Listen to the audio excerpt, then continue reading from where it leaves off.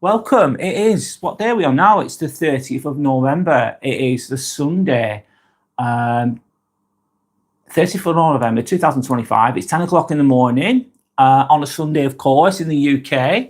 My name's Brad. This is the Let's Get Inspired live vlog. This is episode 65 that we're on now. And today, what am I going to be talking about? This is the Inspirational Ambivert channel as well, of course. Today, I'm going to be talking about, the title for today is The Silent Stress of Working with Toxic People. So I'll say it again, the silent stress of working with toxic people. I'm just going to type that in there. One moment. I'm going to put, before I start, I'm going to type this in. And then I'll start speaking, sorry.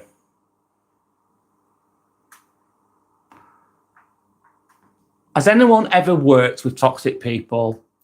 I'll keep that up there. I think that's relatable to a lot of people. Let me just type that in very quickly. Done. Okay. So has anyone ever worked with toxic people before? Has anyone ever come across them before?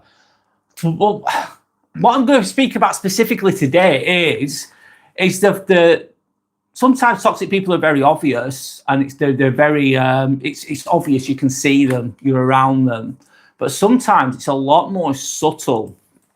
So I want to talk about something most people don't admit out loud, though, not always, and that's the silent stress of working with toxic people. The silent stress. And sometimes there's a grey area with regards to the toxicity that people have. They're not outwardly horrendous, but they are, if you know what I mean. That's what I want to talk about. They just do enough to get by, these toxic people sometimes. So they'll be rude, they'll be nasty, but they'll do it in a very subtle way. And you can't even put it into words sometimes. You can't even pinpoint what these things are. And therefore, it's hard to point it out sometimes. That's what I'm going to be talking about. And that's not loud drama. There's no loud drama sometimes with these people. It's not massive explosions sometimes. Sometimes there is with toxic people, but with some of them it isn't. And there's not massive arguments, but there's an undercurrent of uneasiness consistently.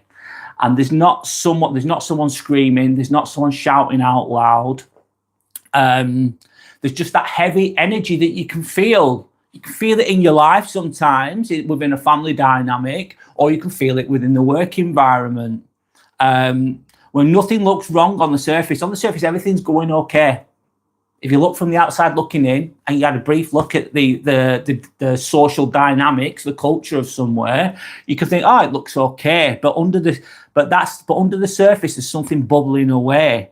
And every day it looks like you're walking into a storm. So you turn up to work, you're walking into a storm that you didn't even cause. You feel the undercurrents, you feel the whisperings behind your back, the silent treatment, those types of subtle, I don't know, like subtle toxic behavior. I'll carry on. The job itself isn't the problem, though. The job itself isn't always the bloody problem. It's the people. It's the people. You could be in paradise, the best city in the world, but if you fill it with loads of toxic people who have no respect, they're dirty, they just throw the rubbish on the floor, they're doing whatever they're bloody doing, that beautiful best city in the world will no longer be that. It's the people in it. It's same in the workplace. Like where I work, it's like I like my job, but if I work with certain people, it's not fun. And the biggest problem and the biggest issue is sometimes it's the people and how they behave, and it's hard to pinpoint what they're doing wrong sometimes. I'll just say hi to, one moment, I'll set to comment, go to the comments a moment. Leela Cahill. Hi, Leela Cahill. My name is Brad, by the way. I'm saying hello back to you. GGXIN saying hello. Hi, GGXIN. Hello back to you. Hope you're okay. My name is Brad. Just to say again. Dawn. Hi, Dawn. Hope you're okay. I'm on the third day now of I'm losing the words here. God, I'm on the 3rd day of my diet. What's it called? The carnivore diet. It's going okay. It's not been that bad so far. Touch wood. Bit of discipline needed, but I'm on the 3rd day. But I won't talk about that right now. So Dawn said, everyone I know who works in healthcare experiences this. Yes. Wow. I can definitely resonate with that. Definitely resonate with it. I'm probably going to lose weight, Dawn, by the looks of things, but that's a good thing. A little bit of weight, loss of a bit of weight will be good for me. Sorry, changing topic there. Dawn says hi to everyone, and this is amazing. Yeah, I'm going to keep going. I'm doing it at a challenging time because it's Christmas and Christmas markets and there's lots of nice food, etc. So it's extra challenging a little bit for me personally, but I'll carry on with what I'm talking about anyway for now. So the job itself isn't always the problem within the workplace. It's not. A lot of the time, it's the fucking people. Sometimes people make or break things. Some people are amazing. Some people are lovely. Some people are really, really nice. And they help soften the blow of these toxic people. They help balance out the yin and the yang, the good and the bad within the workplace. But it's the vibe, it's the atmosphere. I've walked into rooms where there's been challenging people. Their energy's so dark and heavy. They've not said a word to me. They've not said a single fucking word. And honest to God, I felt it. I felt the energy. And it's so heavy. And there's something off. They don't say hello to you when you walk in the room. They'll talk to each other. They're not nice people. They're rude. They'll say, they won't swear. They won't call you a name or anything, but they'll answer really sharply. They'll answer really nastily. But it's just enough to get away with. And it's hard to pinpoint what they're doing, but you can feel it. If you're I'm a sensitive person. I have emotional intelligence. I have empathy towards others, genuine empathy towards others. And I pick up on energies really, really fast. So it's maybe more profound for somebody like myself. Don't know if you can resonate with what I'm trying to say here. And I can feel it straight away. I can feel the energy straight away. And guess what? A big saying, energy never fucking lies. Energy never fucking lies. It doesn't. Energy is what it is. Some people exude positivity. Some people exude calmness. Some people exude kindness or happiness or whatever you want to call it. Good vibes, good energy. Some people just don't. And they don't even have to say a word. They just have to be there. Does anyone resonate with that? I'll go to the comments, guys, in a moment. 1 second. So this can drain you potentially more than any physical labor ever could. Like there's been physically tired and then there's been emotionally, mentally tired, or both. I get both sometimes. Anyway, I'll go to the comments a moment.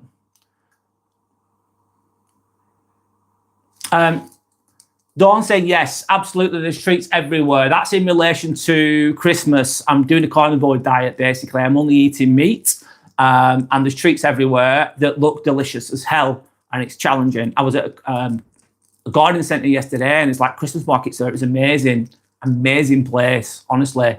Very, very, very, like Christmas on steroids it was, and I love being there, but there was a lot of treats there that I couldn't touch, which was a challenge.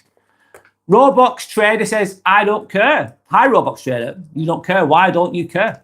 Is the question. I do care. Is that I don't care? Forgive me if I'm wrong. Sandy saying, LOL, I've certainly had my hot chocolate last night, Brad. Sorry, LOL, you couldn't. No, it looked really nice. Yeah. But that's my choice. Don't be sorry. It's my choice. My decision to choose what I'm doing. Therefore, don't be sorry. Peaceful fighter. Hi, peaceful fighter. How are you? What's the best way to deal with a rebellious employee? Please, can you allow peaceful fighter? Thank you for commenting. Thank you for your question. How are they? Please, can you add more context there, please? And I'll try and answer the best I can. What's your position? What's your job role? What's their job role? And how are they rebellious is my question to you, peaceful fighter. If you can elaborate a little bit more, I'll try and answer it the best I can. Samuel273, are you looking for them to speak to you when you walk into a room? Not always. Obviously, not always, but if you walk into a room, I work in theatres, I work in operational theatres, I work in a hospital. We have small teams. There's 3 or 4 of us on the scrub side with the instruments for those operations to give to the surgeon. That's what I do. That's speaking in layman's terms here, SAMR 273. So usually if you turn up to a team, you might be with them for 5-6 hours, you might be with them all day. So you do need to speak to each other a little bit, because it's a single theatre that you're in a small team. So yeah, you do need to speak to each other a little bit of civility, a bit of basic courtesy, like, hey, how are you? How's your day been? Whatever, what time are you finishing? Small talk, but basics. So you do expect a little bit of just basic decency. You're not asking my best friend. I'm not asking that. I'm just asking you to be nice. I'm really sorry that I'm going to the next comment. I can't say your name. I'm really sorry. It's in Arabic, I think. Forgive me if I'm wrong. That person's then saying many times. So you've worked with toxic people many times. Can you share what your experience is, if possible? Sandra's saying hello to everyone and hello to Dawn. Dawn is saying, I was just talking to a friend yesterday who got stressed out and shouted at by a manager, and she burst into tears, and she obviously enjoyed it because she's coming down on her hard. So let me just break down what Dawn's just said. I was just talking to a friend yesterday who got stressed out and shouted at by a manager, and she's obviously gotten really emotional. She's been shouted at, which is not the right way to go, is it? It's not the right way to speak to somebody. But she's obviously, I'm interpreting what Dawn's saying, that the manager or the boss has enjoyed it. Some people get a kick out of it. They love to antagonize. They love to fucking wind you up. They love to, they feel powerful because of it, because she's come down on her hard. It's not the best way to do it. Even if someone's in the wrong, even if an employee or a colleague's done something wrong, you don't come down on them hard, berate them and put them into tears. I think that's awful, by the way. Samoa 273 saying, or do they sense your vibes and stay away? Do you know what, Samoa 273? Do you know what? That could be the case. You're giving, I like it, you're giving an alternative perspective. You are. That's good in a way, because it could be you that's the problem. It could be. You could be right. I could be walking into the room. I could be the toxic one. Maybe you could interpret that. I could be, though. Maybe I'm giving an example here. I'm being self-reflective here. I could be the bad guy, but I don't realize it. I'm walking into a room full of people, but they just think, oh shit, here comes Brad. He's an absolute piece of shit. He's not a nice person. And they just back off and they don't talk to me because of how I am. So then that would mean for me to grow from that, I'd need to be accountable, Samoa 273. So I like it. It's good. Perhaps I'm reading into it too much into it. Maybe you could be Samoa 273. That's a different perspective. In some situations, Samoa 273 could be correct. It depends on the dynamics and what the whole picture is, what the truth is. Where's the truth, Samoa 273? Where's the truth? So you could be reading too much into it. You could be paranoid too much. There could be some situations where that would be true.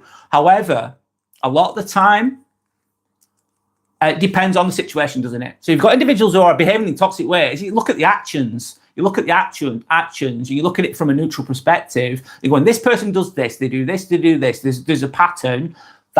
This is what this person presents. And then you look at another person and go, this is what they present. And then you add it up, don't you? Potentially. You make sense of it. So Sam or 273, you're sensing anxiety from me right now. I'm not feeling anxious whatsoever. I'm feeling really calm. My energy is so good right now. I'm feeling top, Sam or 273. I do have anxiety sometimes. Of course, I'm human. I do have anxiety. I believe a little bit of anxiety is a good thing. It gives you a kick up the arse. It's like when you're driving. A little bit of anxiety is like, oh, I'm just going to be a little bit careful here. So yeah, some more 273's retracting the messages. All right, okay, no worries, man. It's all good. 2073, all good. Dawn saying hi, Sander. Oh, hi, Sander. Cool. Sander saying hi, Tam 2073. He'll read them. All be patient. Thank you. Yeah. Anyone who comments on it, keep the comments there, please. It helps my algorithm. If there's any troll-like behaviour or alternative perspectives, just please leave them today. They can let them do their thing, unless it gets really bad, of course. But I'm okay with it for now. Sander saying hi to someone 3. Obviously, I've already read that. Sander saying please like and subscribe, everyone. Thanks, Sander, for that. I'm going to pin that comment if you don't mind. Let me just do that. Slowly but surely, I'll get there, guys. I'll get there. Thank you. I feel really good. I've done 6 days this week. I feel great. Oh, I like this energy. Yeah, I'm appreciating how I feel right now.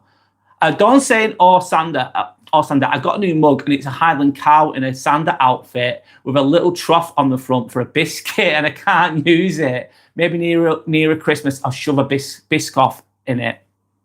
Yeah, treat yourself. I'm going to do that, Dawn. Towards Christmas, I'm going to wait. I'm going to not have any. I'm going to maintain what I'm doing. But Christmas Day, I'm going to cheat. Absolutely. So I get that completely.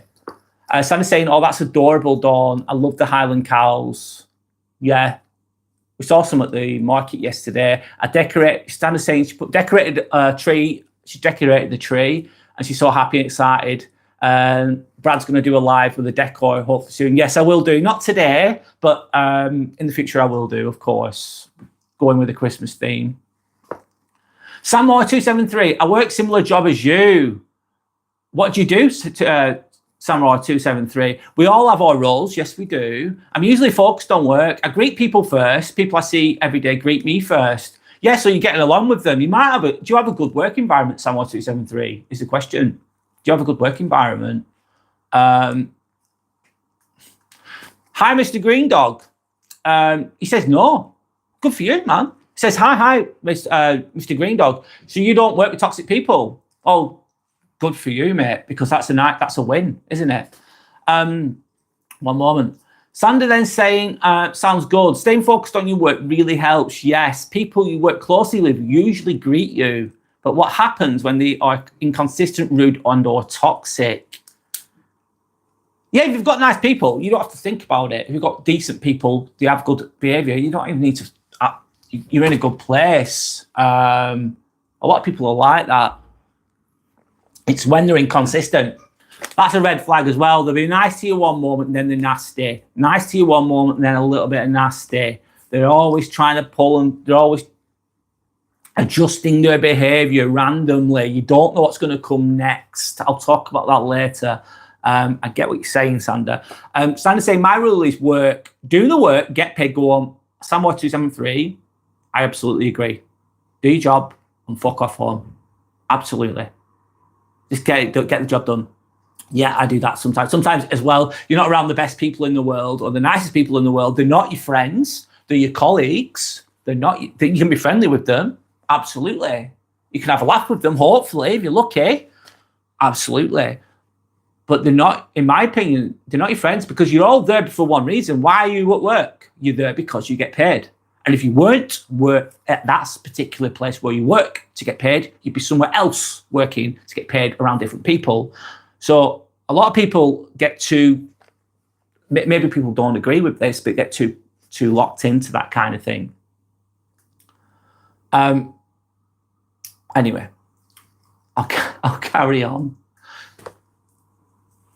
Dawn saying, oh my God, I can't wait to see a tree. I'm going to buy one next week. Oh, cool, Dawn. Yeah, I'll do a live with my tree next time. Absolutely. Sandra saying you're winning, then same 273. Okay, one moment. So let me just write this down. Okay, so the next one I'm going to talk about, you can't explain the stress. I'll go back to the comments in a moment. I'm going to veer between the two, the content that I want to talk about and also what you guys are saying as well.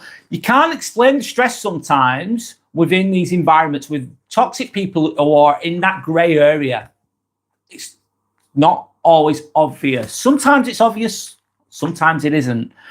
I'm referring to my notes, of course, a little bit to be open and honest, but obviously speaking, a lot of what I'm saying is coming from myself. Have you ever tried to explain to someone and it sounds kind of stupid? Like, what do you even say? Sometimes some toxic people will be nice to the managers. They'll appear perfect, but they'll be nasty to other people. And then they won't see things the same way as you because you're not getting the same experience. So you're trying to explain it, but you can't really pinpoint it, especially when it's in that grey area. They didn't do anything today, but I'm exhausted. They're just draining. They're just underhanded.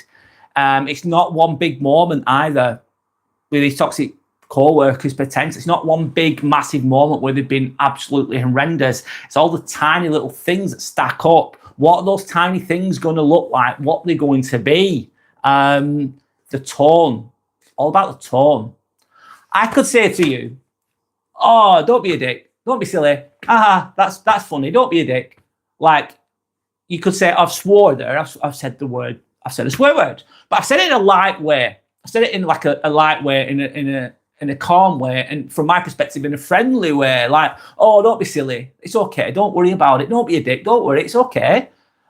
Or I could say something really rude. You could ask me a question. You could ask me, I don't know, where's that person? They're not here. They're not here. What are you talking about? It's over there. It's over there. Tone. Tone. Tone is a lot. Tone. It's the energy behind the words, not the actual words that are said. It's the energy, the intent. So the tone's going to be off. But if you writ it down literally, you think that's not a rude. The sentences themselves, if you took them, if you wrote it down, the sentence that they said, it wouldn't. You got that. There's no rude word in that sentence. However, the tone is so aggressive. The tone is so malicious. It's not nice, and it's not going to feel good. If I speak to you in a certain way, I speak to you in a disrespectful way with an aggressive, malicious tone, you're not going to like what I'm saying. That kind of thing. Sorry, I don't mean to be horrible, but that's how it can sound. The tone. Awful. You shouldn't speak to people like that. You shouldn't speak to people like that. And I get sometimes people might be really ill, they might be tired, and they might be in a stressful situation, and the tone might go up a little bit. And you go, okay, you look at the bigger picture, you think, that's not the baseline behavior. They're not always like that. They've got a little bit stressed. The tone's gone up a bit, but they were stressed out and they were tired and they were ill. But then they went back to normal, and most of the time, 99% of the time, they're really calm and they're really nice. That's different, in my opinion. I give people a bit of grace there. Like, no one's perfect. We all get a bit stressed out. We can all have a more of an aggressive tone towards others sometimes, which is okay. But if it's constant, but again, that's a subtle way a toxic person can present. Even though it doesn't feel subtle. Another one, a big one, is silence, mate. Silence. So they'll just won't speak to you, or very simple, just yes, no answers, no, yes. But then they'll be friendly with everybody else, but with you, they're just cold. Nothing. Silence. How are you going to pinpoint silence? A toxic person is giving you the silent treatment. Therefore, it's like manipulative behavior, but it's silent treatment. How are you going to write that down if you wanted to go to your boss or whatever? Oh, they're just not speaking to me. They're giving it silent treatment. That's a great way for a toxic person to be nasty to others. It helps them to keep being nasty in a way, smart in a way. It's not nice, but just being silent, not really speaking to you, not really being warm towards you, nothing, just nothingness. That can feel bad sometimes as well. Another one is the looks. Dirty looks. What is most communication? It's not words, is it? It's not spoken word. Most of our communication is via body language, of course. I forgot what the percentage is. It's like 60%, 70%, I can't remember. But it's just looks, looking at you like dirty looks, off looks, That's how this toxic behavior can subtly present. Also, there's the fakeness. Oh, you're right, mate. Faith, how are you? Are you okay? Are you okay, mate? That kind of fake behavior can occur as well, especially if there's other things going on. I'll move on. The feeling that someone is just waiting for you to slip up. So they're just watching you all the time silently.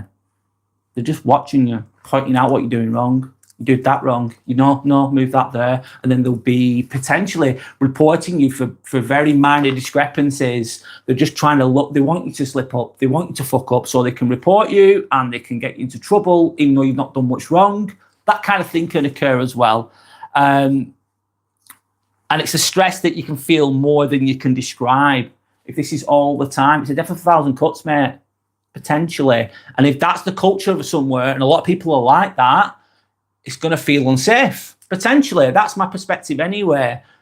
This is a culture thing, isn't it? It's a fucking culture thing. A subtle nuances and the energy that people have. And if you've got a lot of people like that, it's not going to feel good. It's going to feel like a threatening thing, and it's going to dim your light potentially. You're not in the right place. And sometimes it's challenging as well. It's like, I really want to work somewhere else potentially, but you're stuck because you need to pay the fucking bills, don't you? You need to pay the bills. There's not many job opportunities within the demographics of where you are. So therefore, you can end up stuck in these toxic workplaces. Anyway, and a lot of it's subtle, not always obvious. Anyway, let me go back to the comments, guys. Sorry, I'll catch up. Dawn saying, I've got Santa Highland cow salt and pepper shakers too, or like little ones, cool. I don't use pepper, but they were too cute, like little ornaments. Sandy's saying, Dawn, I love it. Brought some new decorations yesterday too. I chose them to have meaning to me. My tree is artificial, Dawn, but I'm happy with that. That's okay. It's okay to have an artificial tree. The real ones are nice, but they make a bit of a mess, in my opinion, but they're really nice, don't get me wrong. Dawn saying Carol wanted a real one last year, but I've never had one before, but I loved it. Oh, I've never had a real Christmas tree, if I'm honest. Mustafa. Hi, Mustafa. Mustafa's changing it up a bit. Free Ireland. How are you going to free Ireland? I don't know what you mean. Elaborate. Good to have you on here. Sandy's saying, haha, sounds good. Laughing, sorry. Dawn, salt and pepper's Highland cow shakers. They're probably really cute. Porcelain or whatever they are. Dawn, I seasoned Brad's meats with Celtic salt. I brought Croatian prosciutto over to the UK and it's delicious. Yeah, it is delicious with the fat on as well. Mustafa's going with the free Ireland thing. That's fine. Sandy's saying, Dawn, we live in a carpeted flat, lol. Real tree, not for us right now, but I'm not bothered. Maybe one year we'll get a real tree though, just to experience it. Dawn saying, yeah, I use that. I use a pestle and a mortar to grind it, to make it finer, to make Celtic salt finer. Yeah. Sander outfit, ha ha ha. Don't get it, sorry. Scrappy's gonna go Scrappy's gonna go an indoor tree to pee on. Yeah. Dawn's got a Jack Russell, and if you've got a Christmas tree inside, he'll have something else to mark his territory, so to say. Sandra's saying, Dawn, I need to invest in that. Always wanted one. Sandra's saying, laughing my ass off at Scrappy. I love dogs. I haven't got a dog now. I need to get one. I'd love to have a dog. Anyway, another day that. Dawn saying, Brad, if you're going to have sugar at Christmas, I would have a few carbs in the days leading up, because I decided one day I would have chocolate, and I ate a full box of chocolate fingers, and I thought I was going to die. Right. One up to it. Thanks for that, because knowing me, Dawn, do you know what? I'm all or nothing. I'm doing something properly, or I'm not doing it at all. That's my way of life. That's the way I've always been. And I'll get to Christmas Day and go crazy. I'll just eat whatever. I'll go mad. So yeah, maybe warm up to it. That's actually smart. And your body went, what the fuck was that? My heart was racing for an hour. Yeah, it won't be used to it. Too much, like a sugar overload, glucose spike. Sandra's saying, good for you, Samoa 273. Yeah, get a Sander outfit. I don't get personal and intimate with my co-workers either, Sam. No, I don't get too close. I get offered to go on work stews and things like Christmas work stews, which I'm sure it can be fun. I'm sure there's positivity from it, but I don't go. Sander's then saying, Dawn, instead of Santa outfit, Brad said Sander outfit, ha ha ha. Did I? I can't remember. That's a Freudian slip, isn't it? I can't remember. Alicio, hi. Alicio says, nah, I've never worked with toxic people before. What are toxic people, Alicio may be saying?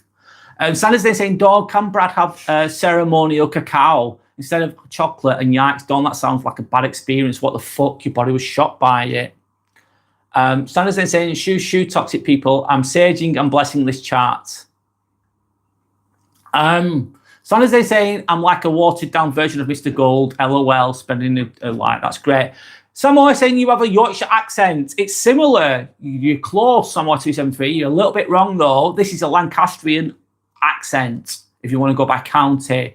I am from Darwin, which is near Blackburn. If you've heard of Blackburn Rovers, that's my accent. East Lancashire I'm from. So not far from Yorkshire, and it's similar, but it's not the same. There's a difference. But you're not far off. Where are you from, by the way, Samoa 273? Sandra's saying that she's a Mr. Gold wannabe. Dawn saying raw cacao without sugar is probably not going to have the same extreme effects, the extreme negative effects. Sandra's saying, just said what I've said. I'm from Lancashire, of course. Sandra's saying, I really want to try ceremonial cacao myself, Dawn. I've never heard of that, if I'm honest, until now. Sam, I say nice, almost close guess. Yeah, you were close, very close. You're in the north of England. We're next door to each other, basically. You're really close. You're from Trinidad and Tobago. How's life in Trinidad and Tobago, Sam? I bet I don't know much about that, if I'm honest. Dawn saying, it makes you less than superhuman. I'm just waiting to hear about how he feels. I'm feeling good now, but I don't think I've got the full effects yet, Dawn. I'm on day 3, just the start of day 3. So it's not... I think it's kicking in, though. I think I'm going to give it a week, and then I'll see how I feel. Obviously, I'm going to keep going with it. Dawn saying she's going to look up the ceremonial cacao. Okay. One moment. So I'm going to crack on with my content a little bit. I'll go back to the comments in a moment. So there's going to be a vibe change. One moment. 30. I'm just writing the times down of what I've done so I can put it into chapters later on. So there's going to be a vibe change. There's going to be a vibe change with regards to working with toxic people. Let me just drink this coffee. Black coffee, of course. Still having black coffee, Dawn. I'm not going to deny myself that. Anyway, the vibe change. So, referring to my notes, you know that feeling that something's off. A toxic co-worker, they walk into the room and suddenly the atmosphere shifts in the room. Toxic talk, you're working in your little team, everyone's getting along well, then the toxic person walks in. They walk in and you feel the energy shift. The atmosphere shifts. There's that malicious, angry, manipulative, controlling intent which oozes out in the vibrations, let's say, their energy that they emit. We emit energy. If you're around people, they're going to skew that energy. They're going to, your energetic field could be impacted very easily within the work environment, especially. People change how they talk because you think, oh shit, knobheads here, not nice persons here. They're got aggressive persons here in the room. You're going to change the way you talk, be more cautious how you talk. You're thinking when they're going to be rude to me, what they're going to say to me, how am I going to respond? You're thinking these things in your head because you don't feel safe around them. You don't trust them. They're toxic. You've seen what they've said to people before. They've got the reputation that they have. You know what they're about. What they're about isn't nice or pleasant or genuine or good. You know that they can be nasty. So you're thinking, I always think to myself, right, okay, I know what's coming. I'm going to have a response. I have to protect my energy. I can't be nice, fun, easygoing Brad anymore. I can't, because they're going to walk all over me. These people are going to take my kindness for a weakness, aren't they? They're going to take my kindness for a weakness. I can't be the easygoing, nice Brad. I've got to be more. I'm going to think about what I'm going to say. I'm going to think about how I'm going to say it. I'm going to have to stick up for myself. I'm going to have to protect my energy. I'm going to have to not take any shit off this person, but I'm going to have to be professional about it. I have to be smart about it, because what they will do is they will fucking prod and poke in their subtle ways, in their nasty tones, and then you could react. You could have an knee-jerk reaction, and you could say something really bad to them, even though you feel justified, even though the situation could be justifiable for you to be angry, but then you're the bad guy, and then they'll use that against you. That's what a toxic person can do, amongst other things. The whole place can tense up. I've felt it. I feel it every now and again. I feel it where I work sometimes. Some days are just awful. They really are. I work long days, and I'm in this already stressful situation, and then I'm around people that are really messed up. They're really toxic, some of them, and it's just tense and on edge, and it's just not pleasant. It's awful. The nervous system's going to notice this, even if you're not conscious of it, before your brain does. Yeah. Your emotional guidance system, your nervous system, whatever you want to call it, it's a picking up on threats, isn't it? You're going to feel a bit anxious. You'll feel a bit unsure. Fight, flight, freeze, or fawn kind of kick in, can't it? That high cortisol levels can kick in. You're ready to fight because there's a threat in the room, even though it's not like a deadly threat, but it's still a threat. And your body will react. Your nervous system's going to potentially react to that. It's going to be on edge. That creates tension. That creates stress. That can raise your blood pressure. Potentially, of course. But you're not imagining it. And you can't. You're not imagining it. It's real.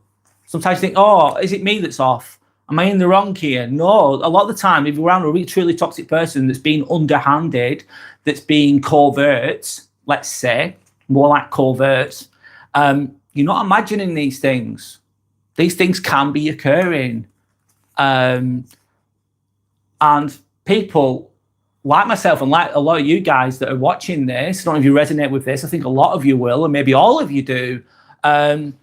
It's people, if you're self-aware, you're aware of yourself, you're compass mentis, you're self-aware, you're, let's say, sensitive, therefore emotionally intelligent, you pick up on energies, you're going to pick up on these things really quickly. Really, really quickly. And that's a gift and a curse.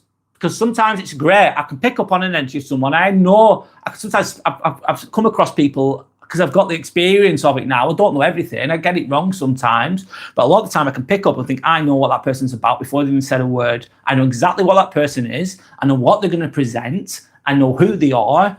And sometimes that's a good thing because they're great people. And sometimes I think, I know that person's, I'm seeing the narcissism there. I can see it. I can sense it. I can smell it. I can feel it. And I think, I know what that person's going to do. I know what they're about. I'm forewarned. Therefore, I'm forearmed. That's ideally where you want to be with regards to that. I'm going to go to the comments, guys. Sorry, I'm going to catch up. Right now, I'm feeling really good. I feel like dormy energy's heightened for now. I'm feeling really, really good right now. The best I've felt all week, by the way. Anyway. Santa's saying hello, very close. Guess Wild Trinidad, are you English living there? Or do you live over here? Or do you live somewhere else? The question to Sam. Dawn saying that she loves sage. Sandra then saying, going off topic a little bit, it's all good. Dawn saying, my brother practices carnivore diet. He says he feels light and fantastic physically and emotionally, more stable. Oh, yeah, yeah, your brother does that. He's done it, hasn't it, in the past? Yeah, it's a bit of gold, in my opinion. It's great. That's why I'm doing it. I'm doing it why do I go to the gym? It makes me feel good. Why am I doing this carnivore diet? Because I know it's going to, I truly believe that it's going to make me feel good. I don't want to be a higher frequency. Do I want to have higher energy? Do I want to feel better, more positive? That's the number one reason why I'm doing it. I'll hopefully lose, I've got a little bit of fat on my belly. Hopefully I'll lose that. But I've not got a lot of fat. I'm not that bothered about that. But it's all about just feeling good. I want to feel good, healthy and positive and more energized. Why wouldn't you want that? Yeah, it's the best. Plants are so toxic. I know. And we've been conditioned to believe otherwise, Dawn. As a lot of society has, majority of, in my opinion.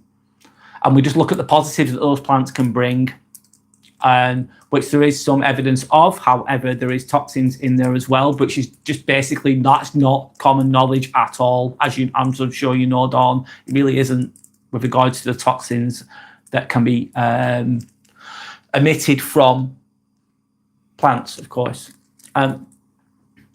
Don't say horses are supposed to be herbivores, but too much of the wrong thing can damage them quite severely. I bet it can. All the grains and the pesticides and all the chemicals that are put into the grains or whatever they eat. Sorry, I'm not an expert on horses. I can truly believe, of course, it's going to affect any living being, isn't it? If it's not natural. Sanders then saying, Dawn, but my brother had a lot of fruit, honey, and home, made kefir too, and still getting all the benefits. So he did it an alternative way with regards to adding extra other elements in there. I'm going to experiment with it eventually. I'm going with what I'm going with for now, and see what it gives me. And then I'm going to implement some fruits and honey at some point just to see how it feels. And then I'll make my own opinion about it, of course. But for now, it's the meat only, mainly. So, sorry. Sandy's saying, Dawn, wow, I think anything in extreme can harm us. Yeah, balance, isn't it, I suppose? It can do, yes. A lot of the time. Too much of anything can be bad. Can be. Dawn saying, I guarantee he would get more benefits without the fruit and honey. That's omnivore, not carnivore. Well, I'm going to test that. I'm going to test it. But for now, I'm feeling good. So I'm only on day 3, for God's sake. I'm really early into it.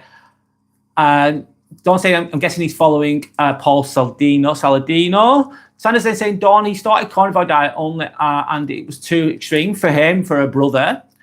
So he does it this way, and it's working for him. It works for him personally. Well, if it works for him personally, that's great. Flizzy, hi Flizzy. I hope you're okay. My name is Brad, by the way, Flizzy. I'll just read your comment. I hope you're still there. Let's see. Yes, I have at Morrison's. My new manager is horrible and has never helped or checked in on me from my first day. You just started at Morrison's, a supermarket. Your manager's horrible and never helped or checked in on me. Not even said hello to you. That's what they should be doing. A manager should say, hi, how are you? Are you okay? Can I support you? Can I help you? That's what a good manager would do. You support people around you. You help the person to the left of you. You help the person to the right of you. You help your team. But if you start a job somewhere, and then they don't even fucking speak to you, they just ignore you. That's basically the silent treatment that you're getting there, Flizzy. And that is like that's a very subtle way of being really toxic. That's horrible, isn't it? Especially when you're new. And when you're new somewhere, you're easy pickings for these toxic people. You really are. Because you don't have much influence. You don't know what you're doing. You're in a new environment. You're the newbie. I've experienced this, trust me. And I've been susceptible to these toxic people big time. I used to think to myself, though, you'll get me early on because I don't know what I'm doing because I'm new. But wait until I've got influence. Wait until I get good. Then I'm gonna then I'll be able to protect myself more. But it's hard, really, Flizzy. I emphasise the fact that you're really new. Is there anyone that's been nice to you, Flizzy? It's a question. And have you got any more information with regards to what you've just said? Share it if you can. Share if you want to. No pressure. Sanders saying, Dawn, I'll need to ask him. Not sure. Dawn saying the transition period is different for everyone. I was expecting keto flu. I think my fasting's really helped me. And it can be horrible, but eating sugar stops ketosis, which is the whole point. It stops the ketosis, yeah. Yeah, that can prevent that potentially, yeah.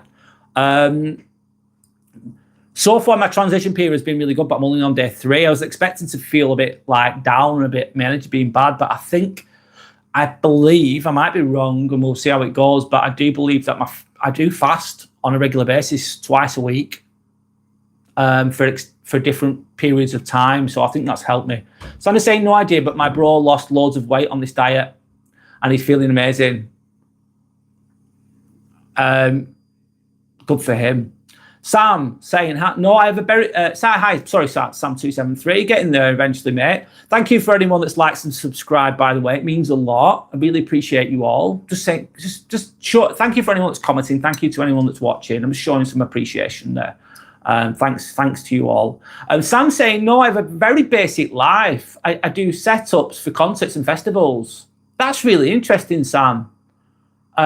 What do you set up the speakers, set up the stage, and usually too tired to enjoy after to enjoy the show? Is it a very busy job? I've seen you. I've been to concerts before, and I've watched the work people like yourself, Sam, who work in that similar role. Not going to know much about it, and I've been, oh wow, that's an interesting job. I feel like that's a good job. It looks like a good job. I bet it's a lot of work, though, a lot of lifting, a lot of moving, a lot of organisational skills needed there, Sam. It sounds very interesting, your job, by the way.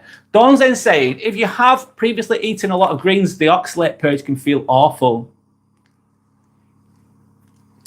I can imagine because your body's screaming for it. Sanders then saying, Dawn, excluding anything in extreme can lower your inflammation and make you feel better. That's fact, LOL. Excluding anything extreme can lower your inflammation and make you feel better. If you're purging all the toxins out of your body, I'm interpreting that as. You live in a haunted apartment, Sam. Wow, that's interesting, man. What are your experiences with the haunted? Changing topic, but it's all good. What are your experiences? Can you describe those ghost experiences, the ghost-like experience that you've had in your apartment? That's interesting, Sam. Dawn's saying that's good. He's certainly on a better diet than most people. Yeah, with regards to Sanders' brother. Oh yeah, you just getting rid of all the rubbish. I ate so many crisps. I eat crisps every day. It's my I eat so many crisps, and I know it's not good, but I've stopped it now. I'm leveling up. I just see myself as leveling up on this carnivore diet. I'm basically leveling up. And that's great. Anyway, I'm probably going to lose a bit of weight on my face. I lose weight on my face because I've done it before. So I'm going to lose a little bit of weight, guys, but it's all good. It's getting rid of all the fat. Sander's saying, oh my God, Sam, tell us more. Yeah, I agree, Sander. Agreed, Dawn. He's doing great. Thanks. It's amazing. Well done to your brother, Sander. That's amazing. Don't say same, Brad. I was having the whole box. Yeah, with regards to all or nothing. Yeah, if I start eating chocolates, I'm having the whole fucking box. Like, I'm not having one. No, not having one. If I drink, I'm not having one. I'm going to drink. I'm going to have a few. I'm going to get drunk. Most of the time. I'm just going to have one beer. That's why I don't drink often. I'm all or nothing. I like to do things as well as I can. I want to do it properly. If I don't do something properly, sometimes I go to the gym, I feel really tired, and do you know what I do? I think, do you know what? I'm going home. I turn up and I go home because I think I'm not even at my best. So I don't even bother. I do a little bit and then I go home. But obviously, if I do go to the gym, I try to do, if I'm feeling good, I'll do my best, obviously. Sorry, I'm losing my train of thought there, guys, anyway. But I'm all or nothing. I don't know if anyone else is like that. That can be a strength and a weakness. Depends what your all is. If you're all in on drinking and taking drugs, it can be bad. But if it's on a positive thing, it can be better. So I'm saying I'm ironing and listening now. Therapeutic, potentially, with the ironing. It depends which way you look at it. Some people hate doing it. So I'm saying the spirits, they move closer to me whenever I'm sitting. They move objects closer to me whenever I'm sitting, except when I'm doing a number two. At least they have respect there, Sam. They're not moving objects towards you when you're doing what you need to do, natural body fluids going, natural body movements, let's say, and run out of toilet paper. That's funny. And the only time I really need their help, yeah, the only time you need their help is when you run out of toilet paper. That's funny. Wow, I've seen that myself, Sam. I've had experiences where I've seen things move, but there's no logic to. I've seen like a loaf of bread just fall on the floor in the kitchen, and there was no wind or anything, and there was no like moisture underneath the bread. A full loaf of bread, so it had a little bit of weight to it, and it just fell on the floor, mate. So I've experienced why I'm very interested in the whole spirit thing is I've experienced a lot of things myself, so it's interesting, man. So I'm saying, bro, I shop at a market where the manager mops around reminding cashiers to smile, but he never smiles. That's toxic, mate. Yeah, make sure you smile like while he's not smiling. So it's basically a hypocrite, Sam, by the sounds of it. Telling all your workers to smile when you're not smiling yourself, not leading by example, doesn't sound like a great person, in my opinion. Maybe there's more to it than that. Anyway, I'm going to move on, guys. I'm doing the best I can. Okay, next part is it's trying to rise above it all. So you're in a toxic workplace, you're trying to rise above it all. This is easier said than done. If I'm just sat here comfortably and I don't work in a toxic workplace, right, for example, and I don't imagine I'm a millionaire, okay, imagine I'm a millionaire, I don't have to work, and then I'm advising people how to deal with toxic co-workers. I could say all the things perfectly, but actually implementing them is a different kettle of fish because you're feeling it every day. It's different from my from my perspective. So anyway, when you're healing, when you're growing, and when you're healing, when you're becoming your better self, when you're vibrating higher, when you're choosing peace, toxic people might notice sometimes. They go, oh, that person's doing well. Their light's really bright. Toxic person's a low vibrational person. You're a high vibrational person. Doesn't mean you're better than them. You just vibrate. You're just on a different frequency. You're doing really well. You're really liking yourself. You're starting to love yourself. Being what you feel, self-full. You're just feeling better. They're going to notice your energy change. Your light is going to shine a little bit brighter. They're going to notice that because they're coming from a darker place. They're coming from a place of lack. They want to drag you down, mate. They want to drag you down. They don't like you doing well. It reminds them of their own shortcomings. They fucking hate it, and they're gonna peck at you. If you do well in life, if you're doing good, there's gonna be people. Some people will be happy for you. They're like, oh, that's good, that's nice, good for you. But some people aren't gonna fucking like that. They're not gonna like you vibrating at a higher level. They're going to see it as a threat. It's going to remind them of their own shortcomings, and therefore they're going to behave towards you in a toxic way. People don't, a lot of the time, some people punch below, but a lot of the times people punch up. They punch up. And if you weren't worth attacking, if you're down at the bottom, they're not going to bother touching you. A lot of the time, they're gonna. It's usually coming from a place of envy sometimes with regard to toxic behaviour. Not always. There's lots of different variables. Sam always gives different perspectives today, there's truth in what Sam always said as well, that are opposite to what I've been saying. But that's okay as well. I'm only giving my perspective and a certain angle on what I'm talking about, by the way. There's other people's opinions which are valuable as well. It's good to have different perspectives. Sorry, I'm going off track. So your calm is going to bother them. Your calm, your peace, you're just being still, being calm, being good. It's going to bother them because it reminds them of their own shortcomings. Your silence makes them uncomfortable. Your silence, your calmness, you're okay. It can make people uncomfortable, potentially. Your maturity exposes their fucking bullshit. So you're acting professionally, you're acting in a nice, kind, decent way, let's say, in a decent manner, and and it exposes that they're behaving like they are, like arseholes. Sometimes they'll feel more comfortable around other arseholes because it makes them feel good, because it's relatable towards them, isn't it? But you're being a decent, nice, polite person. It can expose their bullshit sometimes, especially if you're a good, hardworking person that's genuine, that's really helpful and kind, a really good person. And then they're going to think, oh, that makes me look bad. I don't like looking bad because I'm a narcissist. This makes me look bad. That person's making me look bad. I don't like that. That's what they can think. They're not going to work on themselves because they're toxic. They're not going to. It's not their fault. Zero accountability occurring there with regards to what I'm talking about. Some people don't want understanding either. They don't want understanding. They just don't want to go there. They want to just maintain the status quo. They want to control. They want to control. That's what they want. Guess what they want? They want a reaction. They want you to take you away from your calm, happy place. They want to take you away from that, and they want you to react negatively. They want to manipulate your emotions. They want you to get fucking pissed off.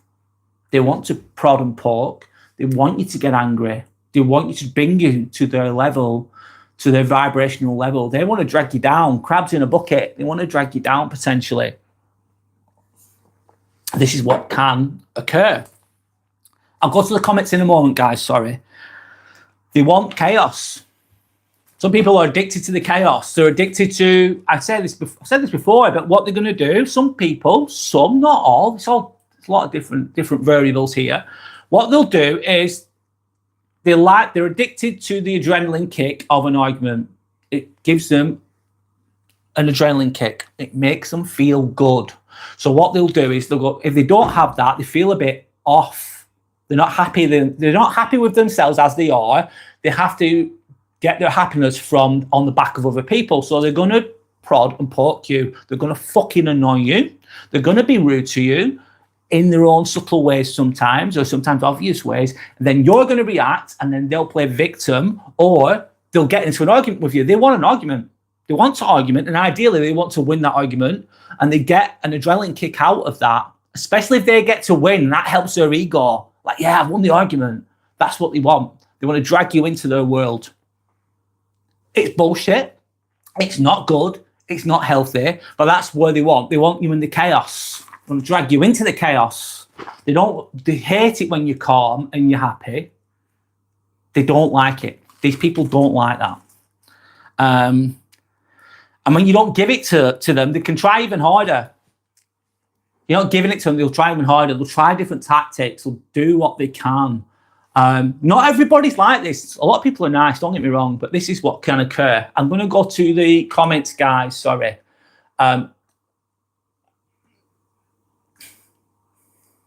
So, Sam saying, bro, I shop at a market where the manager... Oh, I've already read that, Sam, sorry. Dawn saying, even the ghosties are telling to throw the bread away, Brad. Yeah, they're like, this shit. It was Warburton's thick loaf, I remember. And guess what, Dawn? It's shit bread. That Warburton's bread's shit. I don't know if I've ever had Warburton's before. It's mass-produced shit bread. So you're right there. Get that off the table. It's shit. Funny. True as well. Sam saying, from now on, when you walk into a room and no one greets you, rest assured that the spirits see you and just smile. Oh, that's nice.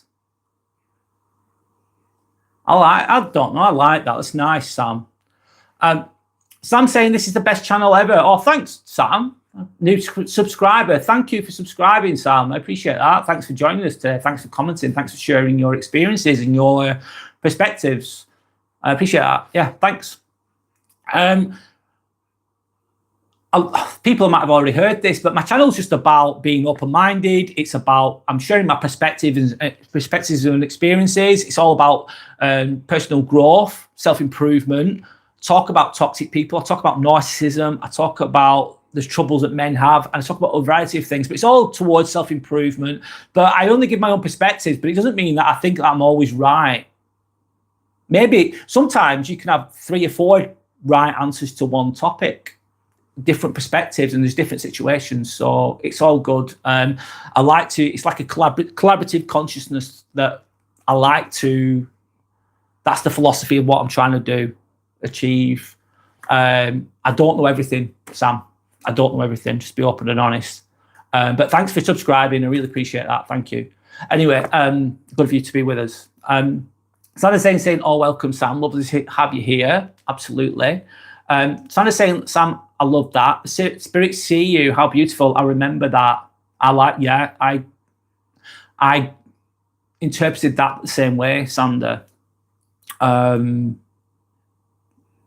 Yeah, they do. I believe they do, by the way, Sam. They do see you. They do. And I think there's karmic debt, which can be good and bad. And I don't think you pay the price eventually. If you go down the wrong road too far and you toxic too much for too long, there's a price to pay. And I believe it works the other way as well. Karma can be good or bad.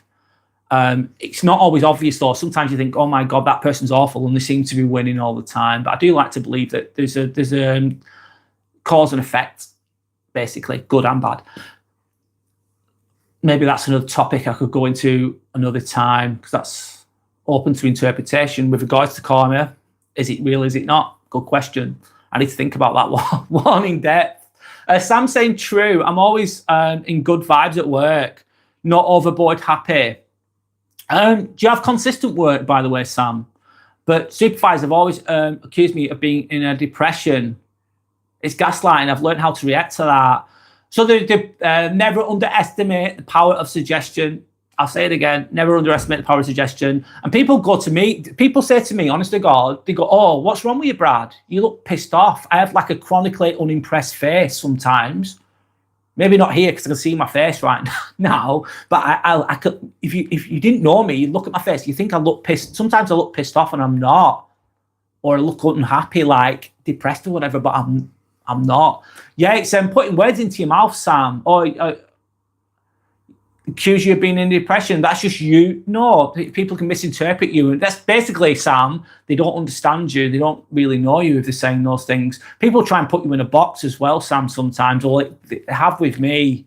And I'm thinking, you don't know me at all. You've not even spoke to me in depth. You've never had an in-depth conversation with me, and you try to put me in a box, gaslighting kind of thing. So I get what you're saying, Sam. That's crazy, Sam. Sander says. Sander says, yes, you also need to be observant how they treat you compared to how they treat others. Yeah. Is there consistency there? Sometimes it helps, Sam, with regards to what you've just said. I've noticed people be rude, they're toxic, but they're toxic to everyone in the same way. And then I think, oh, it's not so personal. Even though it's shit, but it's not so personal. But sometimes people could treat others differently, can't they, I suppose? If they're singling you out, you need to speak up and address it. I agree. Also, if you're going to be self-reflective, Sam, for example, I could be being singled out by my boss, let's say superior. I think to myself, if you truly have accountability, you think, am I doing anything wrong? Is there a reason for this? It's good to be honest with yourself sometimes, because I could be doing something wrong myself, and you've got to look at that honestly. And then you could also ask someone you trust, say, look, do you think my boss has said this to me? You speak to the person that you trust. You go, is that true? Am I doing these things unconsciously? Am I in the wrong here? That would be that'd be a sign of a good person, in my opinion. Someone who has accountability is a healthy person, a strong person, the person that's going to grow. So sometimes there could be truth if someone's singling you out in some situations. Could be. But if you single out for no reason, it's just they just hate you for whatever reason. That's a different matter. And I agree, Sam. That's when you need to speak up and address it. Absolutely. I'm just going to drink my tea one moment, guys. 1 second. Okay, 1 moment. I'll be 1 moment, sorry.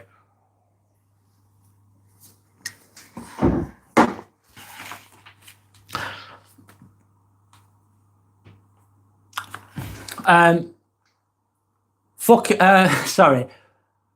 I don't know your name there. I'm going to go, I can't pronounce that name. I'm trying to read that comment. F-U-K. I can't say, I'm going to call you Pusey because I'm not trying to say bad words, but I do swear myself. Yes, I haven't worked in 2 years because of it. You haven't worked in 2 years because of toxic behavior. What happened is the question. What happened? If you don't mind sharing with regards to that. Let me move on a second. I've got my notes here to be open and transparent. I've got... Okay, moving on now. I'll go to the comments in a moment. Do you want me to turn the heating off? One sec, Sander. Sorry, guys, you can still hear me, but you can't see me for a moment.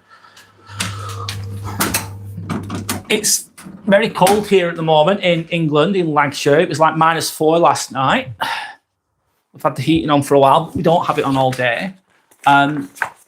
Okay, why do these toxic people target consistent people, quiet, consistent people? Why do they do it? Why do they do it is what I'm going to talk about next. Have you ever noticed how toxic workers never really mess with the loud troublemakers? Have you ever noticed that? Have you ever noticed that they don't? These toxic people, obviously, you've got loud troublemakers that are really gobby and nasty in themselves. They don't bother with them because they're vibrating at a similar level. They'll probably have a lot in common with a troublemaker potentially. The loud, gobby, know-it-all troublemakers. They don't bother with them. They leave them alone.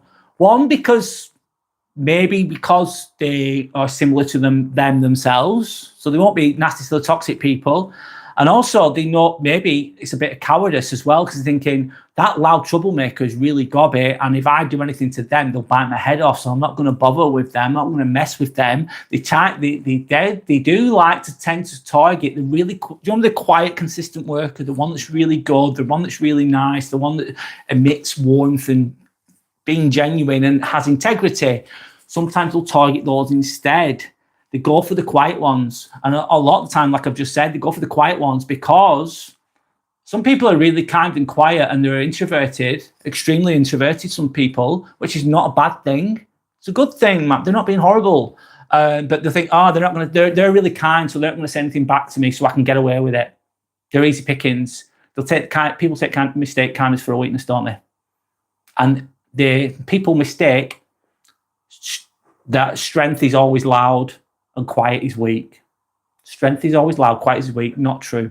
Not true. Not always. They think that sometimes there's very opinionated people that have a loud voice. It's misinterpreted as strength. But the really intelligent ones are the quiet ones sometimes. They know a lot more than the loud ones. Not always, of course. But that's what happens sometimes. I'll go to the comments soon, guys. Just give me a moment, sorry. The ones who just do the job. The ones who just do the job. These toxic people are going to target those sometimes. They're just doing the job, just getting on with it. That can make them feel insecure. It can remind them of their own lack. People who are lazy, who play politics, they'll often... They don't like people who are good workers, potentially. The ones who mind their own business, the ones that are just doing their own thing. And it's because your consistency can highlight their laziness. Like I've just said, it can highlight their laziness. Your consistency as a good, strong, hardworking person, it highlights them. It highlights what they're lacking. And your calm exposes their chaos. Absolutely. Because they're acting chaotically and messively. They've got other people around that are doing it. That hides their bad behavior, doesn't it? Because imagine if you've got 3 or 4 people all together being chaotic and nasty, we're all in it together, we're all assholes together potentially. It can feel comfortable for a narcissistic, toxic person in the workplace. But if you've got someone who's calm and they're just chilled and just doing the job and whatever else, their chaos is going to stand out more. It's going to be pinpointed more. Therefore, they get exposed. They don't want to be exposed. They want to continue being rude. They want to continue being nasty. It makes them feel better when they're nasty to others. They want to get away with it. They want people on board with that chaos. They want to maintain the status quo of the chaos, of the toxic behavior. Therefore, they like people that are going to be like that with them. And they're not going to like the calm person, the consistent person, always. And your persona threatens their persona. Sorry, your presence can threaten their persona. What's persona? Persona is just like the mask, isn't it? That people can have. It's a persona, it's an act a lot of the time. The world is full of actors. Shakespeare, I'm paraphrasing. The world's full of actors. Is it? It is.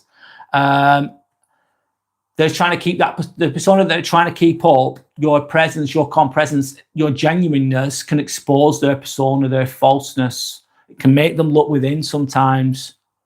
It can make them look at themselves. People like that don't want peace. They want control. People like that, they don't want the peace. They just want the control. That's what they want. Emotional control, whatever control that is. I'll just go to the comments a moment, guys. Sorry, I'm just going to have a sip of water. One moment.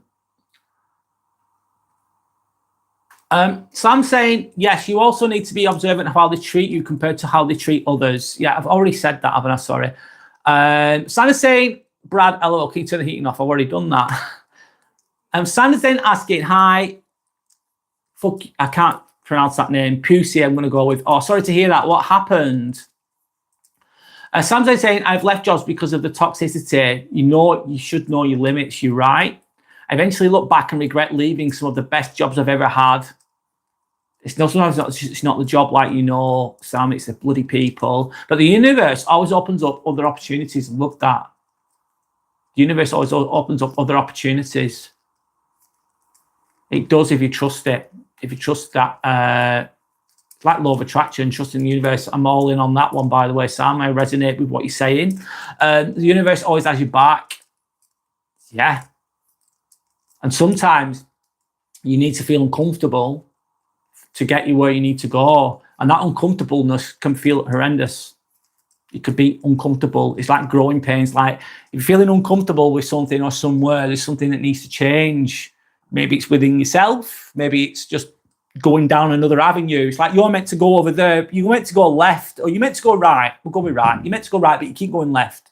And if you keep going left, it's not for you. It's not your room. It's not your people. It's not your path, let's say. And if you keep going down the wrong path, you're going to get these uncomfortable feelings. The universe wants you to go that way. You're meant to go that way. And that's the gift that these uncomfortable situations, let's say, lightly can, the uncomfortableness can be a guidance system in a way. Absolutely, by the way.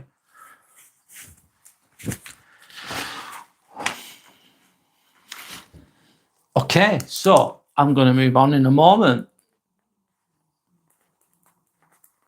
So the next thing next point I'm going to talk about, I'll go back to the comments in a moment, is the loneliness of staying out of drama. The loneliness of staying out of drama. It can feel lonely. I do this. I work in theatres. They're not acting. I work in hospital. I work in a hospital. I work in theatres in a hospital, operational theatre. I'm a nurse. I'm a scrub nurse. That's my job.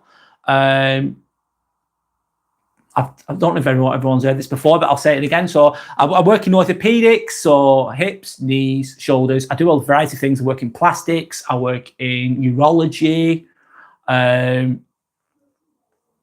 etc., etc. I scrub for a variety of different cases.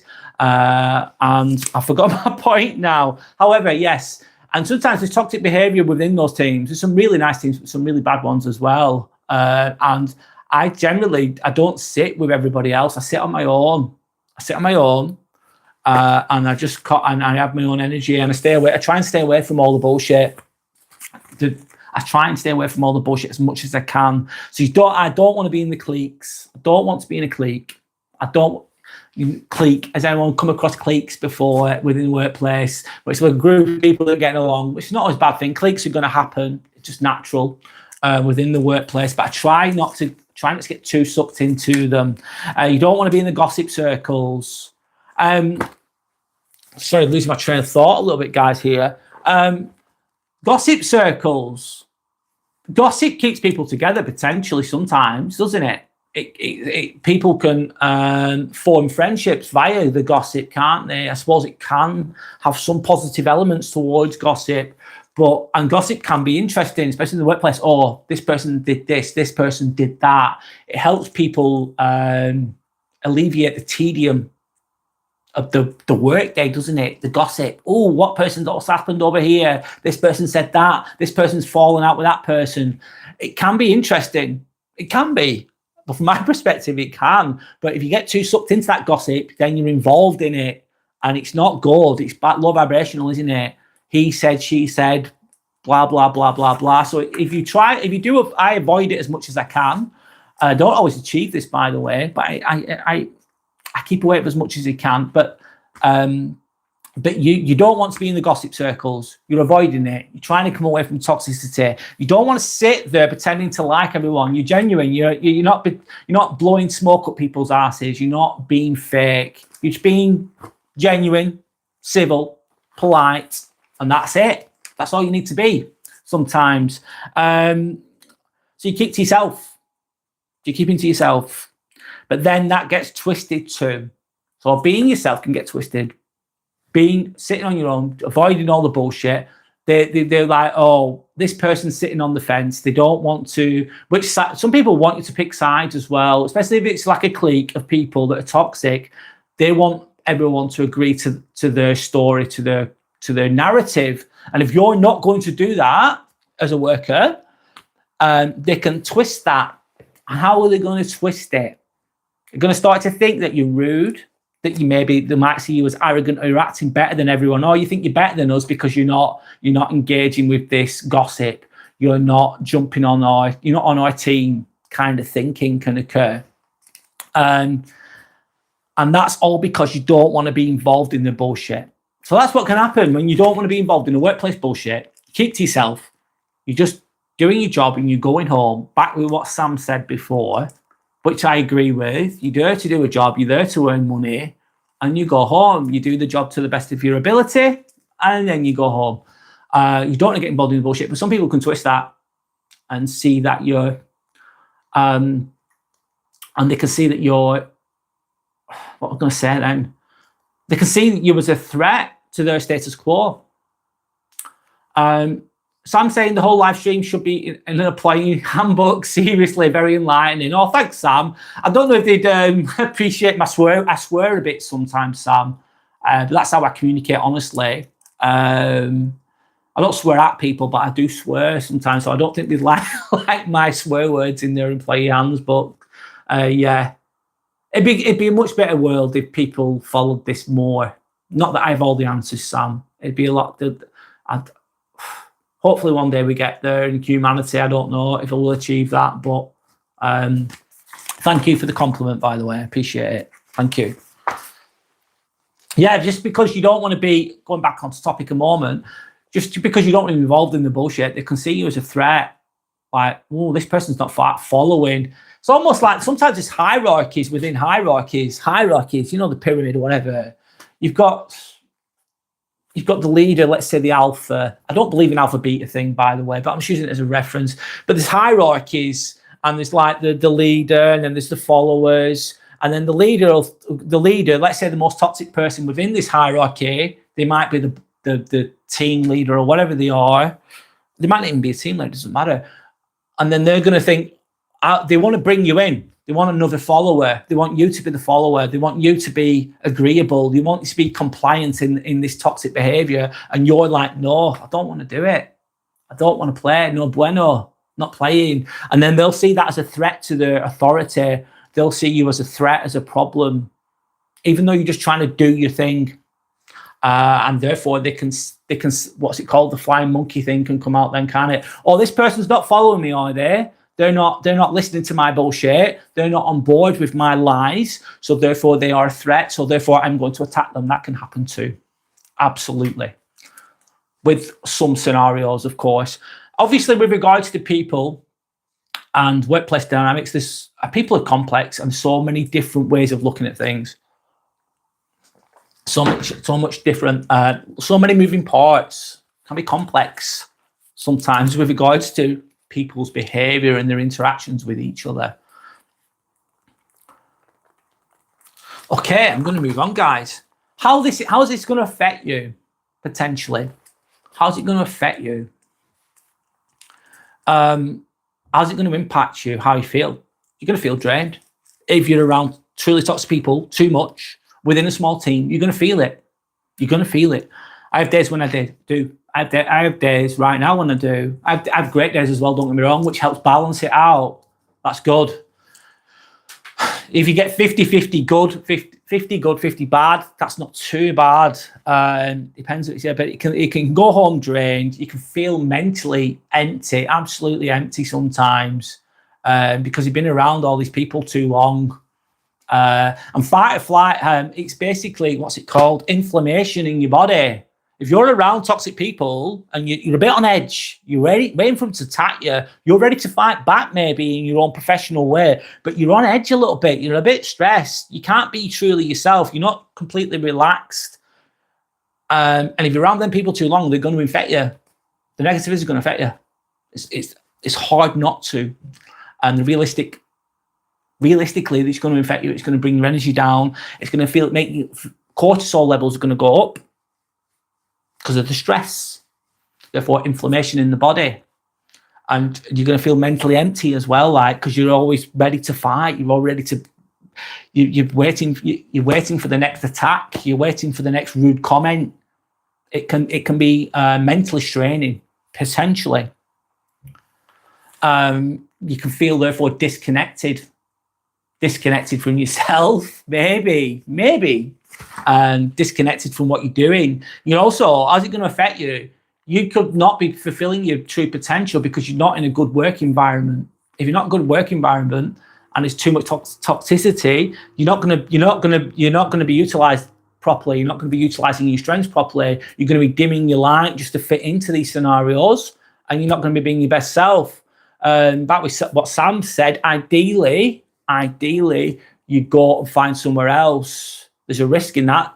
What's the saying? The grass isn't always greener, which is true, but sometimes it is greener. Sometimes you do need to take that risk. There's a risk though, but that's not always achievable straight away, is it? It's like, oh, just get another job. And if you can, sometimes you can. Well done, brilliant. But sometimes it's not always possible. We need money, don't we? We need to maintain our lifestyles, etc., etc.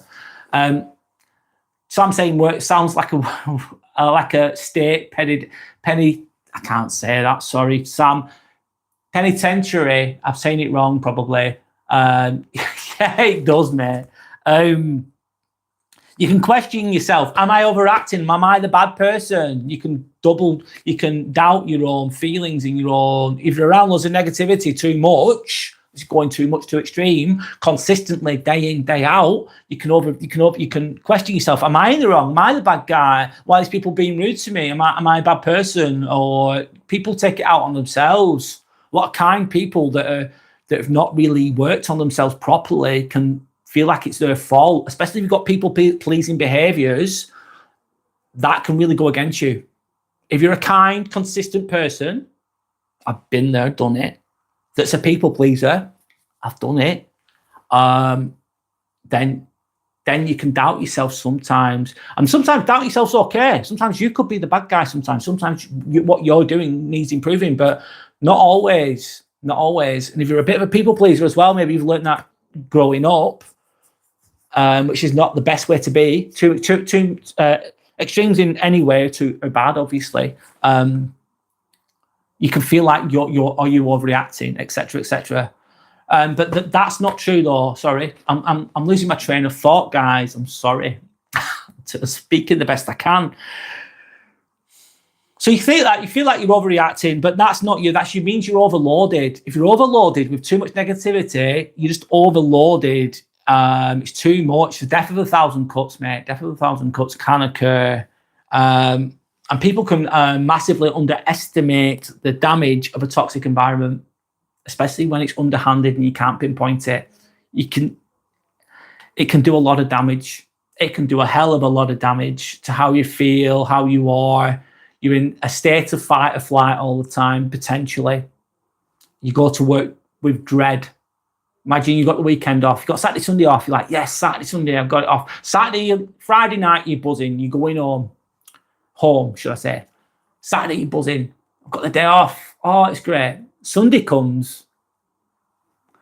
And yeah, you got the day off, but you're thinking about Monday. And then you've got that fucking dread. It's not a good feeling, is it? You don't don't want that in your life, that dread. And then if you know that it's going to be a tough day, that you're working with certain characters, it can massively impact your well-being and health, and the mental and physical connection as well. The mind's struggling, the body's likely to suffer too. It makes you exhausted before your shift even starts. You're already dreading it before you even begin, and you wake up already tense. And if that's done too much, again, they say stress is a big killer, isn't it? It really is. It's true. One of the biggest killers. It's going to impact your physiology, isn't it? Cortisol, high cortisol, all the time. You're not going to sleep well. You're tense. Your heart rate's elevated. Your blood pressure's elevated. Your body's going to be inflamed, basically, to say it really basically. If you have high cortisol levels, if you have high stress levels, if you're in a toxic, it feels like you're under threat all the time. That's not good. This is going extreme, of course. One moment, guys. I'll keep speaking the best I can.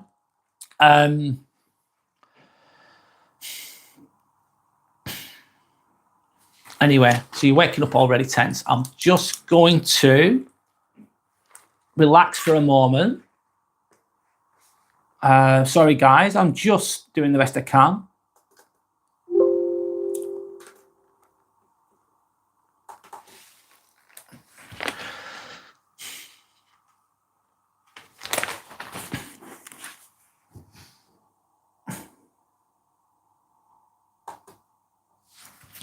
I'm just having a little breather, guys. Sorry about that.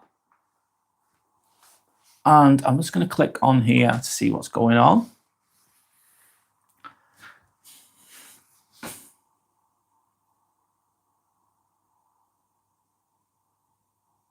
That's great. No worries. Okay. So I'll move on in a moment.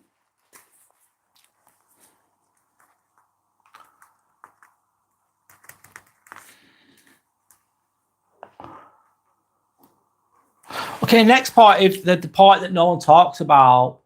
The part that no one talks about with regard to this toxic workplace environment that you can be in. And here's the truth: the people that don't want you to say, some workplaces make you feel small, without even saying a word. This make you feel small without even saying a word. They don't. Have I experienced this? Yes, I experience it right now. Sometimes I'm going to move away from that though. There's certain elements of parts of where I work that really toxic sometimes, and I'm not allowed to be my best self. They don't want me to. They see it as a threat. They can see people as a threat sometimes to the status quo. They want to maintain control, and they don't want you to do well, and they'll be subtle in the ways of keeping you down, keeping you not doing well, let's say. So I can emphasize with that. I can thinking about that. Yes, some workplaces make you feel small, even without saying a word to you, even without saying a word. They crush the best parts of you through energy. So if you're in the wrong room, in the wrong environment, it's like saying, isn't it? Imagine a bottle of water, right? You've got a bottle of water and you're buying it from, I don't know, you're at a concert. And it's the bottle of water is £5 or £6 or £7. You're in a posh restaurant. That bottle of water costs a lot of money. It has a lot of value. It's more appreciated, let's say, just with regards to what I'm saying. However, that same bottle of water you could get for really cheap in a department store or a pound shop or a whatever shop, and it's like 50 pence. It's like nothing, costs nothing. So there's a big difference. That bottle of water is worth nothing here, it's worth a lot there. But you want to go, my point is, you want to be around somewhere where you're really appreciated, you're really valued, and people want to utilize you, and they want your opinion, they want your autonomy. You want to feel like you're contributing more, and that you can use your strengths. Some places don't want you to do well. They don't appreciate your skills. They don't allow you to show your skills or display your skills. They maintain the status quo. They maintain control. Some people, these toxic people, and it's basically not the right room for you in that case. And And that's because nothing is technically happening. You just start believing that you're the problem. That can happen as well. Sorry, guys, I'm just having a little moment. Let me see if I can think of anything to say with regards to that. I believe, from my experience, I don't know if anyone else can resonate with what I'm saying. It's like I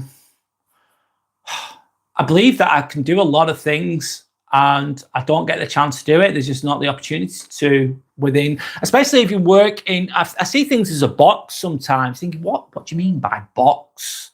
I see things as a box, and if you're working for a corporation, they put you in you're in a box in a way, and no matter how good you are, you could be the best cleaner in the world, the best cleaner. Nothing wrong with that. Cleaners are important.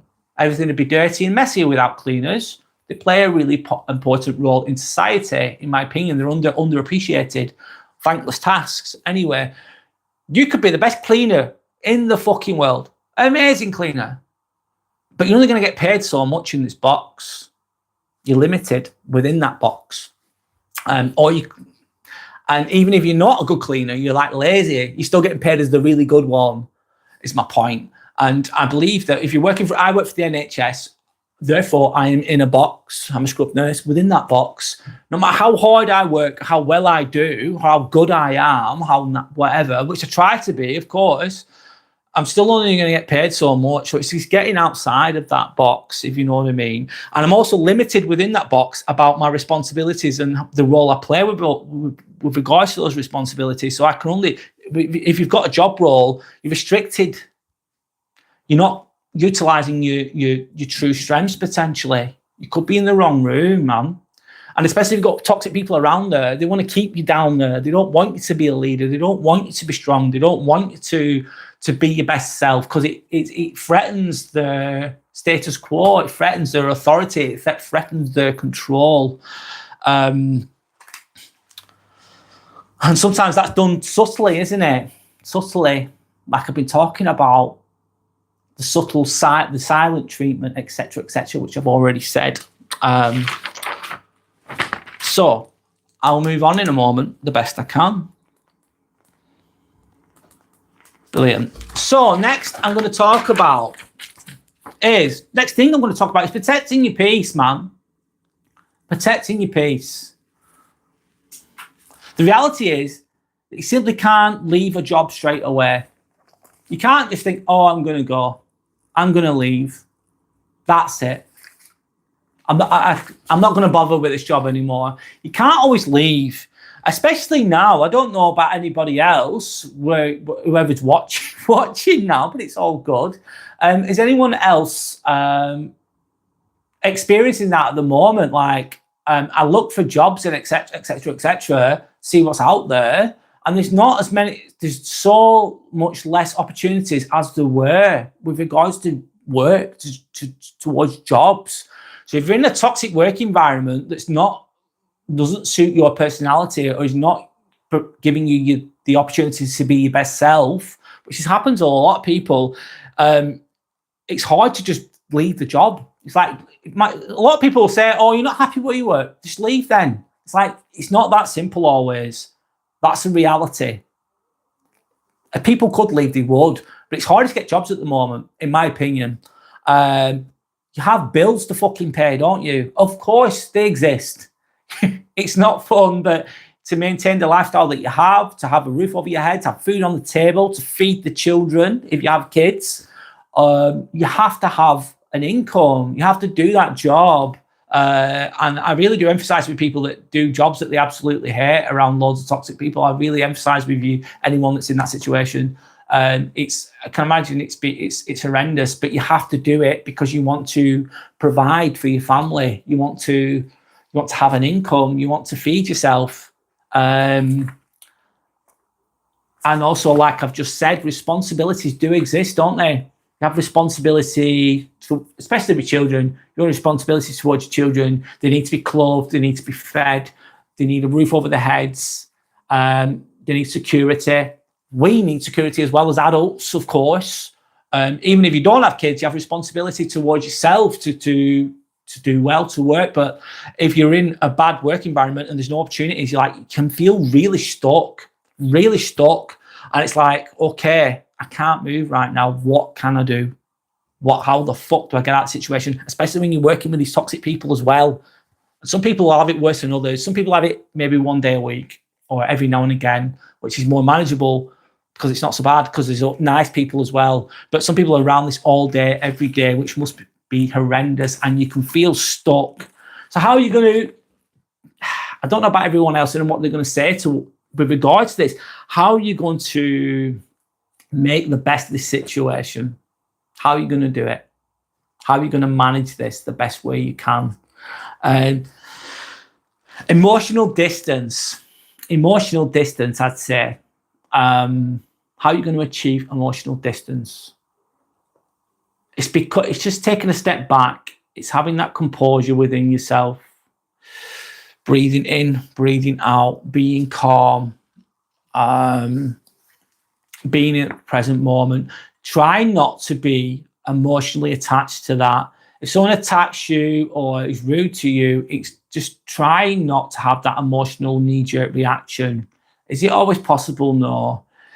And it's also, how are you going to stop having those knee-jerk emotional reactions? It's also, it comes from within a lot of the time. It's like, do I love myself? Do I like myself? Give yourself a pat on the back. Be grateful for what you're good at. Know what you're good at. Know yourself.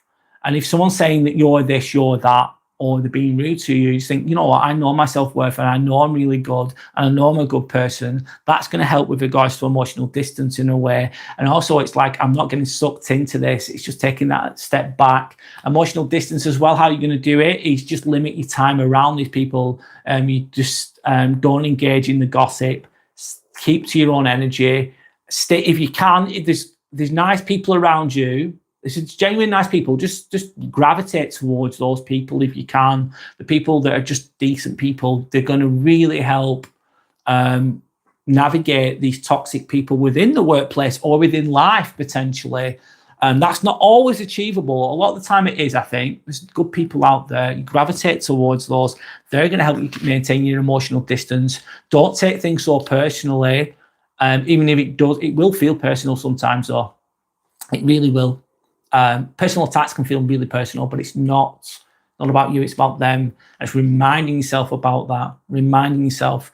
Also helps me when I see a toxic person, if they're rude to everybody else as well, I think it's just, that's their behavior, that's who they are, that's their baseline behavior, that's how they operate. Also, another one to help maintain emotional distance is I think to myself, I can't change this person. They're gonna do what they do, no matter how much I can huff and I can puff and I can be angry and I can be justified and I can talk about how I want that person to be a better person, and they're never going to be, because that's who they are. I accept the fact that you can't control people, accept the fact that they're not going to see things the same way you do. That's okay. It's the way it is. It's to let them fear it. Mel Robbins, I'm repeating here a little bit, but it's really, really true. You can't fucking change these people sometimes. There's no way. It's just not possible. I wish it was, but it's not. It's just not. But that's going to help keep the emotional distance away from these toxic people, isn't it? It's going to help. Another one is don't feed the negativity. One moment, have a sip of water, should I say. Don't feed the negativity. It's like basically not getting sucked into their arguments. Don't get sucked into the chaos. That's where they want you. That's their comfort zone. In not engaging in gossip too much can help with that as well, because a lot of the time, gossip it's hearsay for one, and it's a lot of the time it's negative. And if you get sucked into that, you're going to be affected by that. It's okay, a little bit of gossip might not be too bad, but don't get too drawn in. Know when to pull away. That's being more realistic, isn't it? You might not be able to avoid gossip altogether, but don't contribute to it too much. Don't give too much to it. Don't get sucked into it too much. I like to think as this as well. I've been on holiday recently, and you go to work, you're getting tired, you're stressed, you get sucked into everything. Then I went away on holiday, and then within a few days, I forgot about it all. I thought, I'm just living my best life. Just focus on yourself. Don't feed the negativity. Another one is don't react. Don't react. Easier said than done, mate. I get it. If someone's being really rude to you, don't react. It's easy to say. Anyone can say that. Easy. But do not reacting. I think deep breaths help. Also, noticing patterns can help you with not reacting. Like, I know what this person's tricks are. I know what there's obviously what's it called? There's a trend to people have basically behaviors. They've not done. Usually, people don't do it once. If you see something negative in someone once, usually, not always, there's a pattern. And if you know the tricks, the nasty tricks, let's say, you know what to expect from them. So you're ready. If you're ready for it, it's going to help you in not reacting. Just being still, being calm. Sometimes as well, you just stare blankly, nothing. If they're rude to you, just stare and be nothing. A few seconds, look them in the eye, and then just look away if you can. Easier said than done, but it's something to work towards potentially. Moving on, don't rise to it. Don't try not to be infected by it. Don't rise to the bait. It's like they're going fishing. They're fishing for a reaction. Or are you going to bite? Are you gonna take the bait? They want you to take the bait. They want you to get pissed off. They want you to be unhappy. That's what they want. Negative people, toxic people are going to want that from you. Then they've got you right where they want you. So you've got to remember that, thinking, actually, this person wants me to get pissed off. This person wants me to bite the bait. They want me to get hooked in. And that then knowing that thinking, I'm not giving this person what they want. No, I refuse to do that. And like Sam really wisely said, and I agree with this, get in, do your job, and get out. Get in, do your job, and get out. Go home on time. Don't give them your energy, and don't give them your overtime either. And I'm paraphrasing a boxer here. He said, I'm living rent-free in your head. I'm living rent-free in your head. What does that mean? If someone's living rent-free in your head, is you've got someone rude to you at work, whatever, and you go home and then you're ruminating over it all night. They're living rent-free in your head. They're not bothered. They're sleeping really well. But their behavior, you're replaying in your mind. And it can influence your sleep patterns, can't it? You can't sleep, you're ruminating. They're living rent-free in your head. Their behavior is living rent-free in your head. And you play the scenario over and over and over and over and over again. I've done it so many times. I'll probably do it again at some point, if I'm honest. But ideally, you want to come away from that. And move like someone who knows their value. Know your value. Know what you're worth. And if you're in a toxic workplace, you start looking for other work, but you've got to bide your time sometimes. Sometimes I suppose you could request to be moved to another department if it's better. If you achieve that, that's a win, isn't it? And sometimes you just got to make the best of the situation. Life's tricky, man. Life's not always easy. Life's not always straightforward. Nothing's ever perfect, is it? I wish it was, but it's not. Nothing's always fair either. It just isn't. Do I wish it was? Yeah, of course I do. Do I wish things were fair? Of course I do. The reality is it's not. And you're just going to make the best of what's presented in front of you. As tricky as that can be, of course. So, let me move on. So if you're working with toxic people right now, remember this. Remember this. You're not weak. You're not weak. You're not soft. And you're not overreacting. If it's truly happening, you're not overreacting. Remember that. Remember that. But you're not weak and you're not soft. You're just surrounded by the wrong energy. You're surrounded by the wrong people. Why am I talking about this today? Because I feel it myself sometimes. I'm conflicted. I feel like I'm not in the best environment that I could be in, if I'm honest. I'd like to be around more positive energy if I can. Maybe that's something I need to work on or work towards. But I'm still trying to protect my peace, and I think I'm achieving that. I'm protecting my peace, keeping my head down, getting the job done, do your job like I've just said, save your strength for the life you're building outside of these people. Remember, if you're in a toxic workplace and it's shit, I completely get it. It's not nice at all. But think about, save your strength, think about yourself, think about how you're going to get away from that, work towards that, save your strength for your own self, and your own life. And then saving your strength for your own life is therefore just thinking about working toward, instead of thinking and talking about how bad they are, it's okay to think and talk about how bad someone is for a short while. But if you're doing it all the time, all your energy's gone. It's fucking gone.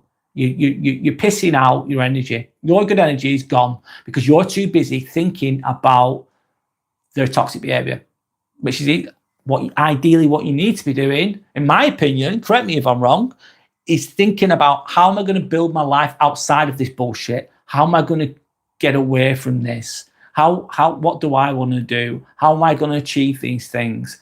How am I going to do well? Focus on yourself, focus on your goal, write it down. Work towards those things.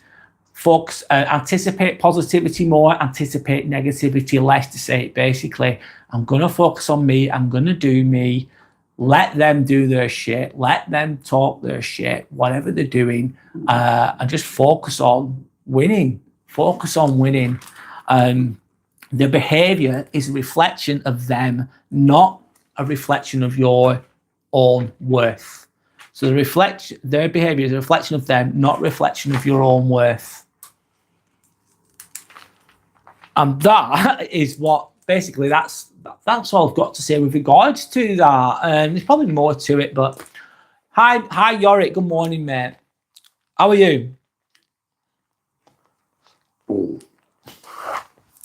I hope you're okay.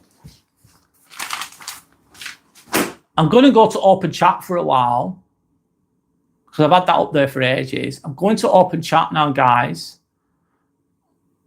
and see where the conversation leads.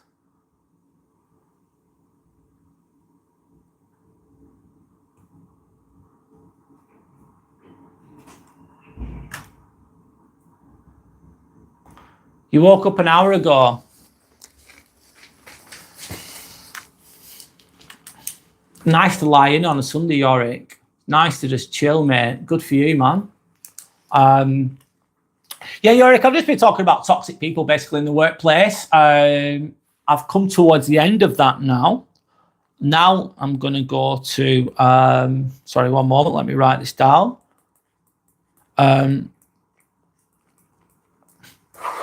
I'm going to just go with the flow with regards to... Yorick saying, have you started carnivore diet? Yeah, I'm on day 3, Yorick. I'm feeling good right now. I'm surprised by Brad's become a T-Rex. Yes, a pterodactyl or whatever they are. Yes, I have. I'm surprised. I fasted on Friday. I didn't eat all day, and then I had all I had was mincemeat and scrambled eggs, and I had 600 grams of mincemeat with 6 eggs in it, basically scrambled eggs within the meat, cooked, of course. And I thought, oh, I'll eat this easily because I haven't eaten all day, and I couldn't eat it all. It's so filling. It's so filling, and so far I feel good, mate. So yeah, I'm on day 3. I'm continuing with it. Right now I'm feeling good, and I think that's going to continue. So yeah, day 3, I feel good. I think the fact that thanks, Yorick. What was I going to say then? A sip of water. Excuse me, sorry guys. I think the fact that I fast on a regular basis, and I have done for quite a long time, has really helped me transition so far. I'm not being naive though. There might be a day where I'll get say keto flu. You can get keto flu where you feel really drained and ill. Excuse me. Side effects. I think the first day I felt a bit tired in the evening after I'd eaten, but I wasn't terrible. And then Saturday, I've done 6 days this week, so I've worked about 55 hours, which is a lot from my perspective. So I worked 6 days this week. And Saturday I worked, of course, and I felt okay. The thing I struggled with a little bit was I had some chicken thighs on their own, and there's a bit of a nasty aftertaste afterwards. And I struggled to eat everything, but it's been okay so far. And today I feel I've not eaten yet. I'm going to eat soon, of course, after this. So yeah, I'll be eating chicken burgers every day. I love them. Absolutely, yeah. Chicken burgers are amazing, but you won't be able to have the bread or anything. It's been the chicken. Oh, do you know what I had, Yorick? I tell you what, the best, in my opinion. Nando's full chicken, plain, no sauce on it, no spices on it. I had that last night for my dinner. It was so nice. It was so nice, mate. I had a full chicken and it tasted amazing from Nando's. I've ever been to Nando's before, Yorick. A lot of people have. I love Nando's. I think it's amazing. It's really it tends to be really busy because it's really popular. It's Nando's. And what was I going to say then? And yeah, it just tasted great, man. Sorry, I'm going off on track there. You're saying no bread. No bread, mate. Do I like bread? Yes. No bread, mate. No, not allowed. If you're doing the carnivore diet. And people have different ways of doing it. Some people have eat some vegetable. I don't know. So people have different ways of doing things. I'm not saying one way is better than the other. There's probably pros and cons to doing certain things. And everyone's got their own experiences with regards to diet. It's so complex, isn't it, sometimes? But you're saying chicken burger without the bun is not a burger. No, it's not. It's just chicken. I suppose if you're going to have... I suppose you've got 3 layers of chicken, so that the top layer, instead of the bread, you've got chicken, and then you've got chicken in the middle, and then chicken at the bottom. You could pretend it's a burger, I suppose. Not quite the same. Chicken burgers are amazing. Chicken burgers at Nando's are amazing. Yorick, question, have you ever been to Nando's? That's just really nice. Get a chicken burger from there, a chicken wrap. Oh, it's not the cheapest. It's not the most expensive, but it's not the cheapest, but it's really good. I'm going to be back in one moment. Sorry, guys. I'll be back in one moment.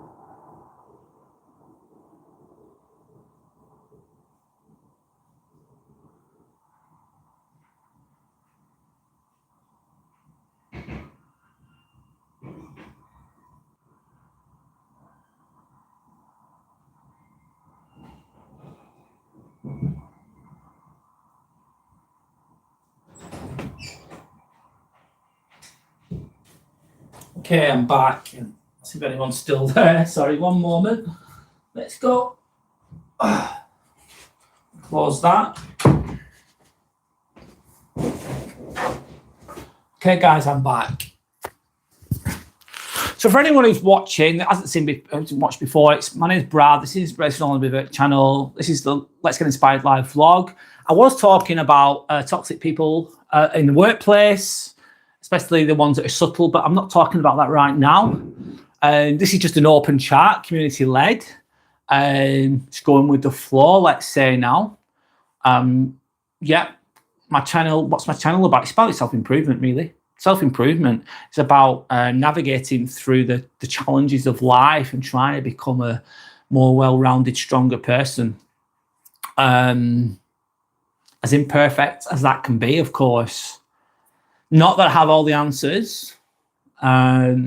I'm not like I've not have a degree in psychology or anything like that, but I've read a lot of books with regards to it, got a lot of experiences, and I think I've done a lot of growth throughout my life, but I'm not complete myself. I've still got work to do myself. I think I'll always have work to do myself. I think it's important to fight, just to keep. I think life's about basically growing. It's all about growing. It's about doing harder things or challenges and achieving them. Anyway, but now we're on an open chat, so I'll see where that goes. Really, I'll see where that goes. Or where that flows, as we say, should we say.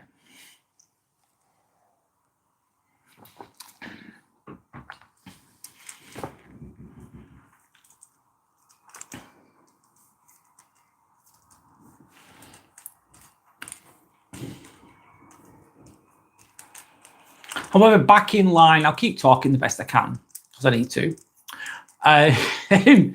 My energy right now feels really good. I feel like I've lost a little bit of fat on my belly, which is good. Not that I'm fat, but I've got a little bit there. And yeah, I feel good. That's it with regards to this carnivore diet. I've not had a massive negative side effects so far. So yeah, I'm appreciating that journey that I'm on with regards to this. I did this now as well. You think, oh, do it New Year's Revolution. I hate that concept. I don't like the concept of this. Maybe not everyone agrees with what I'm saying, but New Year, New Me. Some people will achieve this New Year, New Me philosophy, but I think a lot of it's bullshit. And a lot of the time, what happens is everyone gets paid if they're working, whatever. They get paid just before Christmas. They've got loads of money, and it's Christmas. So everyone's drinking, everyone's eating loads of nice food. They're overindulging. It's all good just before Christmas. Then Christmas comes, you're eating, you're drinking, you're chilling out, seeing family, or whatever you're fucking doing, it doesn't matter. And life's good, okay? And then you're running out of money. And it's got to New Year's Eve, it's New Year's Day, and they say, oh, New Year, New Me. A lot of people, what they do is they're doing it, one, because everyone else is doing it, and two, they're doing it, well, because they're doing it because they feel like it's a socially acceptable thing to do. They're influenced by society, saying you've got to make a New Year's resolution. What's your New Year's resolution? You've got to make one. You don't have to do those things. And a lot of people don't succeed in doing those New Year's resolutions because it's forced. And also another reason, in my opinion, is because a lot of people, they've overdrank, they've overate, and they're skint, and they feel like shit. And the January's there, and January's a long month, longest month of the year, in my opinion, is January. The rest of the year goes really quick, but January's really slow for whatever reason. It feels really long. And a lot of people are skint. They're coming down from Christmas. They've drunk and eaten too much. They feel like shit, so therefore they make New Year's resolutions. And a lot of the time, they don't achieve them. You should make a resolution, a change in your life now, when you want to, or on your own terms, not on what society expects you to do. And I believe if you make a new resolution or a new path you want to go down, like me eating a carnivore-only diet, which I've just started, and you do it on your own back in your own time, you're more likely to achieve it. Anyway, go back to Yorick saying, yes, I've been to Nando's. It's amazing food. Yeah, I agree. It's top, and it's really good. And I've been to so many different Nando's, Yorick. I must have been, let's say, to 10 different Nando's, believe it or not. And they're all the same. They're consistently good. That's why it does so well. It just works. Some people go, oh, it's like some people say, oh, it's like an overpriced McDonald's or an overpriced KFC, and I don't agree. It's just it costs more money than KFC, of course, but it's just a lot better. Yorick's asking me, Christmas Day, are you still going to be on the carnivore? As there's so many different options, it's going to be hard for you. To be honest, Yorick, I'm going to, Christmas Day, my carnivore diet is going to go out the window on Christmas Day. I'm going to fail on Christmas Day. And you might think, oh, you failed altogether. No, what I'm going to do is I'm going to eat what I want to eat, drink when I want to drink on Christmas Day, and then I'm going to go back to it afterwards. So I'm going to have a cheat day, if I'm honest. And that'll give me a good comparison, because carnivore diet, I feel great so far. I'm only on day 3 though, so I really am a novice at this. So don't think I'm the expert on carnivore diet, because I'm not. I'm really new to it. But so far I feel really good on it. Christmas Day though, I'm going to cheat, and that'll give me a comparison of how I feel, won't it? I'll have something to compare it with. You couldn't drink wine. Officially, no. If you're on carnivore diet, you couldn't drink wine either. No. If you're drinking wine with it, then it wouldn't be. You wouldn't be doing the carnivore diet, would you? No. If I was to continue carnivore diet on Christmas Day, it would be difficult. Yes, it would be difficult. I suppose it's still achievable though. But yeah, I'm gonna slip up on Christmas Day. I already know that, but I'm gonna see it through for nearly a month, and then I'm gonna go back on it if it's working for me. Time will tell. Keep us updated how it goes. I will do. But right now I feel good, and I feel full after the food I've eaten, so it's good. Thanks, Yorick.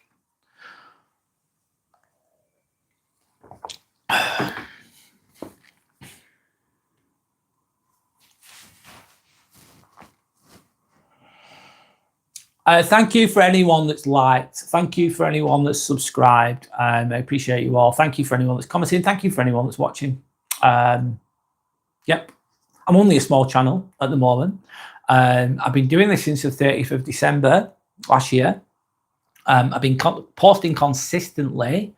And I used to make videos, etc., edited videos, let's say. I like to do the live content. I like to just be authentic and real. I'm not flashy or any of those things, or crazy. I don't like to think I'm not crazy or anything like that. That's not me as a person. But I think the best thing I can do is be my best authentic self, as imperfect as that is, and that's what my channel's about.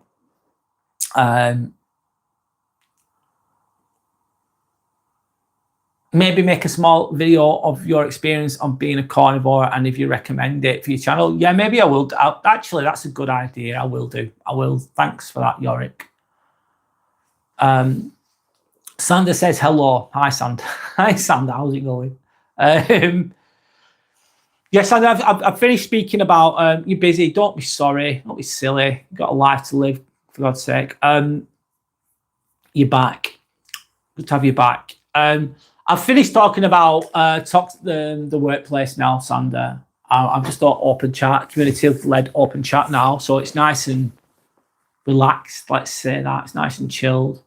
How's the weather, Yorick? Is it cold in London? Is the question. How's the weather? Yeah, so I'll keep talking anyway. Yes, so Sander, yes, what we're going to do next, my next live, I'm going to do with the Christmas decorations that are in my apartment. I'm going to have that behind me. I'm not doing it today, but I'm going to do it for my next live, I think. Yeah, definitely.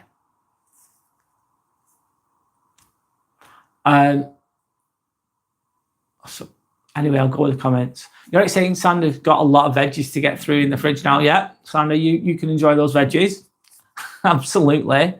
It's not too cold in London, Yorick saying. It's cold up here, mate. It is cold in the northwest of England, let's say. It was -4 last night, Yorick. So, yeah, that's cold. Obviously, some places are a lot colder than that, but for me, that's cold enough. So I'm saying, laughing my ass off, Yorick. I'm making minestrone soup. Very nice. Lots of veggies in it, yes. More veggies for Sander. Sander's going to enjoy the chocolate too. Oh, great. I won't. Not making you feel guilty there. That's my choice. You enjoy. You do what you want to do. I'm a great believer in that as well. Like, live and let live. Let people. I'm living in my own way. I do things in my own way. I have my own choices, and I present my opinions in my own way. But not everyone's going to agree with what I'm saying or how I live my life. Not one size fits all with anyone, and everyone should just live their lives the way they want to, with respect, in my opinion, and have their own perspectives. As long as it's delivered respectfully, it's all good. Some people, I don't know, so everyone's different, aren't they? I suppose some people think, oh, it's my way or the highway. You've got to do things my way. And if you don't do things my way, then you're a bad person. Some people are very narrow-minded, and I don't think that's a good way to be.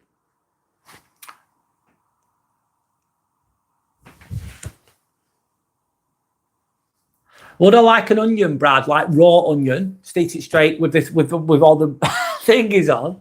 I'm being extreme there. I can't. I'm not eating onions. No, Sander. I can't indulge in the luxurious taste of a raw onion.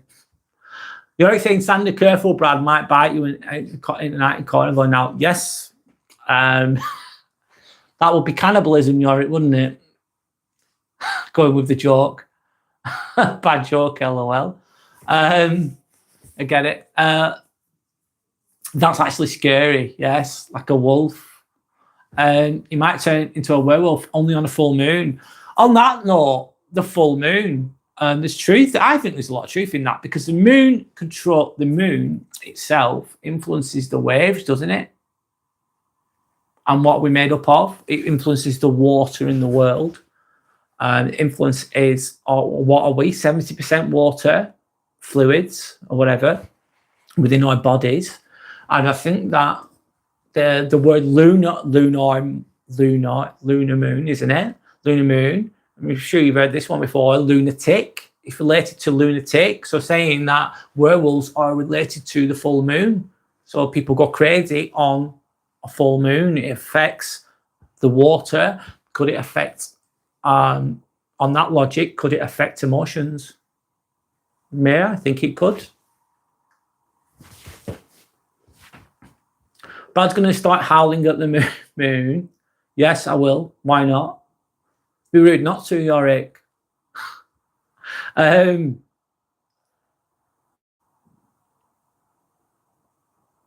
you think werewolves are cooler than vampires, in your opinion? Why?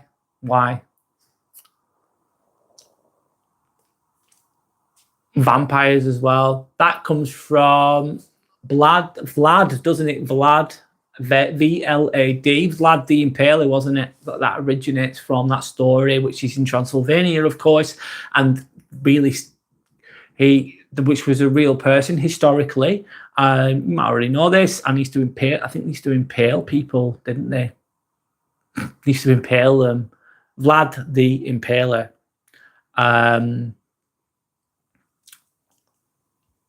Part of the origin. That, have you been to Whitby before, Yorick? The story of vampires came from Whitby. If you've ever been to Whitby, it's really nice, Whitby, by the way, Yorick. I don't know if you've been before. It's on the northeast, not quite far up as Newcastle, just south of Newcastle, but it's in like the northeast, let's say. It's near Scarborough. It's just north of Scarborough, which is not far from Hull. Hull's not a great place. Don't go to Hull, basically. No disrespect to anyone that's from Hull, but don't go. It's not great. But Whitby is just north of there, and you can see the author got their idea from Whitby. It's a small like a small seaside town. It's really nice. It's a really nice place. Little small town on the seaside, and that's where the book was written. The author got their inspiration from Whitby and the environment. You can see the castle there as well. You can see where he got his ideas from. It's interesting. Yes, Whitby, nice place, mate. Worth going for a day out at the very least. Yorick's having Mr. Gold withdrawal symptoms. So if Mr. Gold, if you're here, if you're watching, share your presence. I don't know if he's with us today, Yorick. Yorick's emotional, so he's getting Mr. Gold. You're withdrawing from the lack of Mr. Gold, from the lack of gold there. Lunar equals moon. Yeah.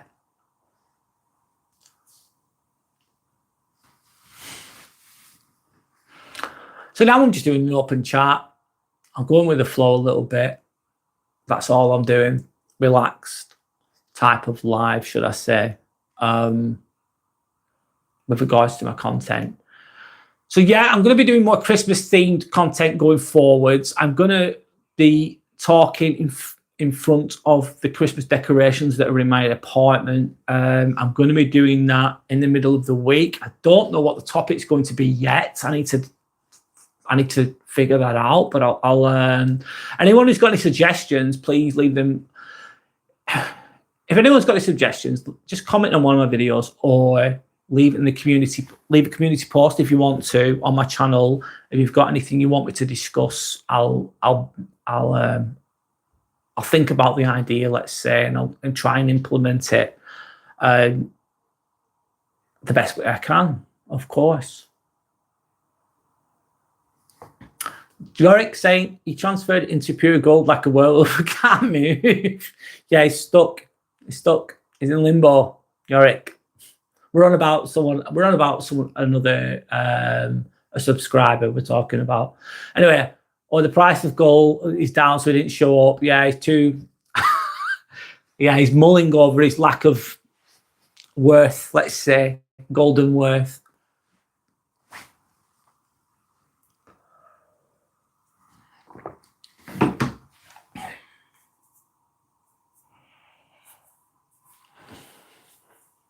So anyone that's watching, what you're working on right now, have you got any challenges that are in your life right now? Or is there anything that you're working on or anything that you appreciate right now?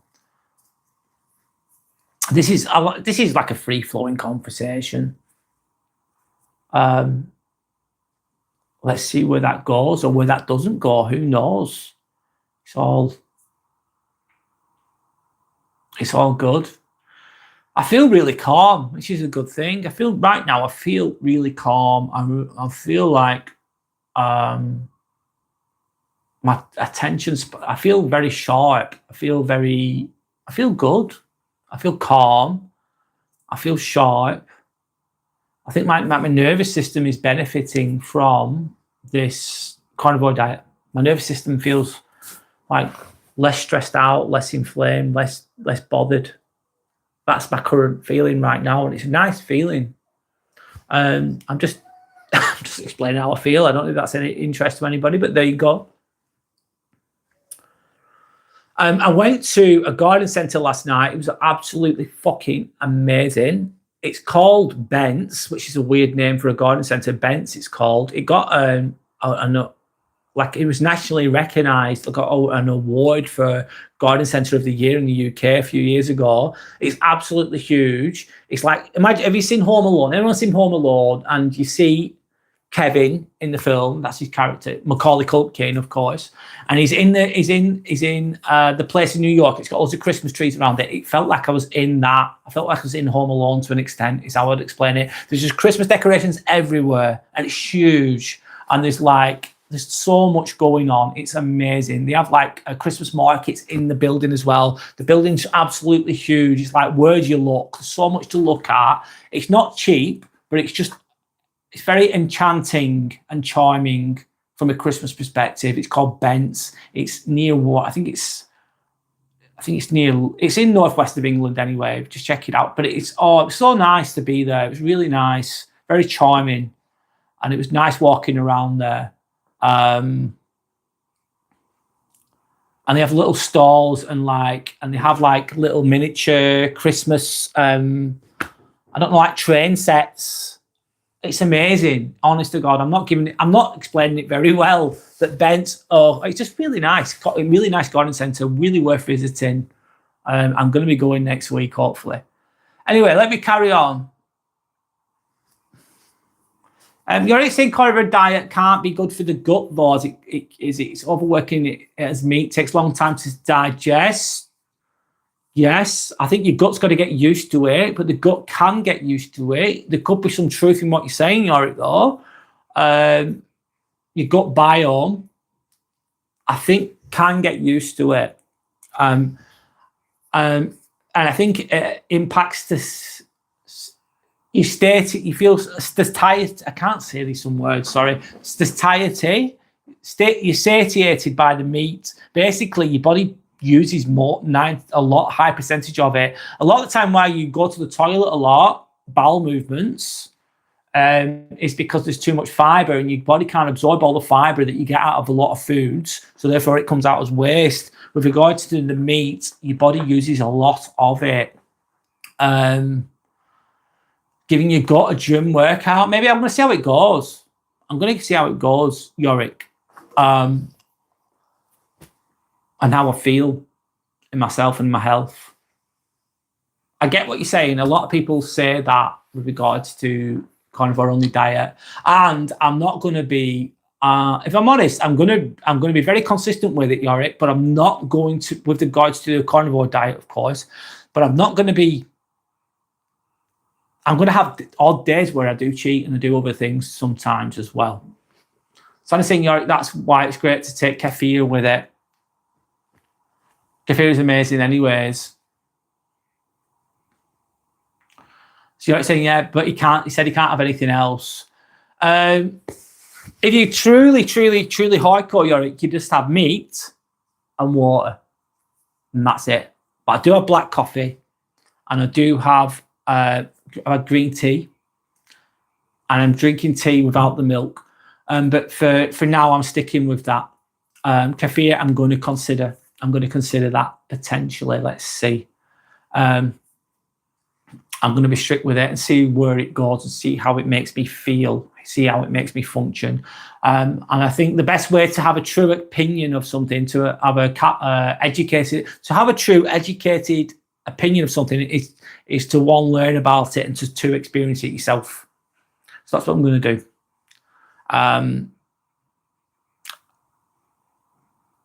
Yeah.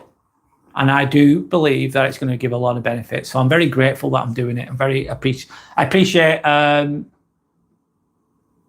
really grateful for Dawn for mentioning it. If I'm honest, for bringing it up. I had the seed in my mind anyway, but it helped to reignite that seed of thought in my mind to do this. So it acted as an inspiration to do that. And obviously, I know a couple of people, like Sandra's brother has experienced it, which has helped. And also I know other people that have experienced that as well, which has helped as well. Yeah. Do you want to feel amazing? Do you want to feel good? Do you want that? Yes or no? I say yes. And if that's achieved via having a carnivore diet, then I'm going to do it. Is it going to take discipline? Yes. Is it going to take personal restraint in a lot of ways? Yes. Are you going to miss out on the taste of cakes a lot of the time? Yes. Are you going to miss out on certain foods like chips and potatoes? They really taste good. They do. Is bread nice? Yes, it is. Or are you going to have to restrict yourself from eating those things? Yes. But if it's for you better, if it helps you to if it helps you to vibrate at a higher frequency and feel better, then why not do it? Why not do it? In my opinion. Of course, it's good to be cautious with regards to health. Not everyone's different. Everyone has different DNA as well. Everyone has different bodies. Everyone has different health issues. So not one size fits all. So you've got to be cautious with regards to changing your diet. And I'm not an expert on these things. I am not an expert. I've done vegan, Yorick. I did vegan for about a week, and it was years ago, and I really struggled with it. Have you ever tried vegan cheese? It was absolutely awful, and I felt like shit. I also been a vegetarian I was a vegetarian for about 3 years, believe it or not. Vegetarian, and I was really good with it, and I found it really easy. But I don't think it was the best for me, if I'm honest. I ended up biting my lip quite often. When I was a vegetarian, I kept biting my lip. This is years ago, by the way. And then I went back to eating beets, which made me feel better personally. So yeah, I've done that. I'm not going to do vegan. I'm just not going to do it. I'm not doing it. Sorry. No, I don't think it's good. For me personally, I don't think it works. A lot of people might argue against that, of course, and they might have really good reason to. That's fine, but I don't. And there's no disrespect to anyone that is vegan. Respect to anyone that does anything, what they want to do. But for me, it doesn't work. I sometimes try vegan for a month to cleanse out the system and give your gut time to relax. Yeah, for breaking down those heavy foods. I get what you're saying. I get your logic. I understand your logic. I think I need to educate myself more with regards to the gut. I need to do some research. I'm using myself as a guinea pig in my own life as well, I suppose.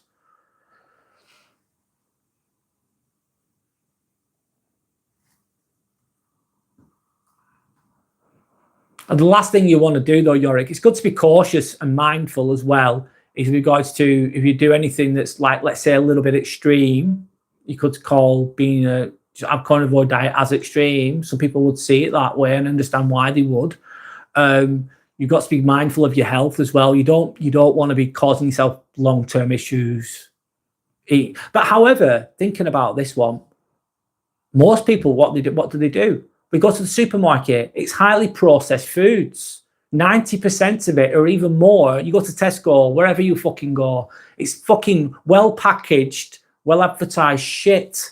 And they've done research, haven't they, into what's the most addictive. They put what they put into McDonald's, the additives and all the other things that they put in there. They're not stupid. They've done a lot of research about psychology and about how foods can influence people and how the sugars can be addictive.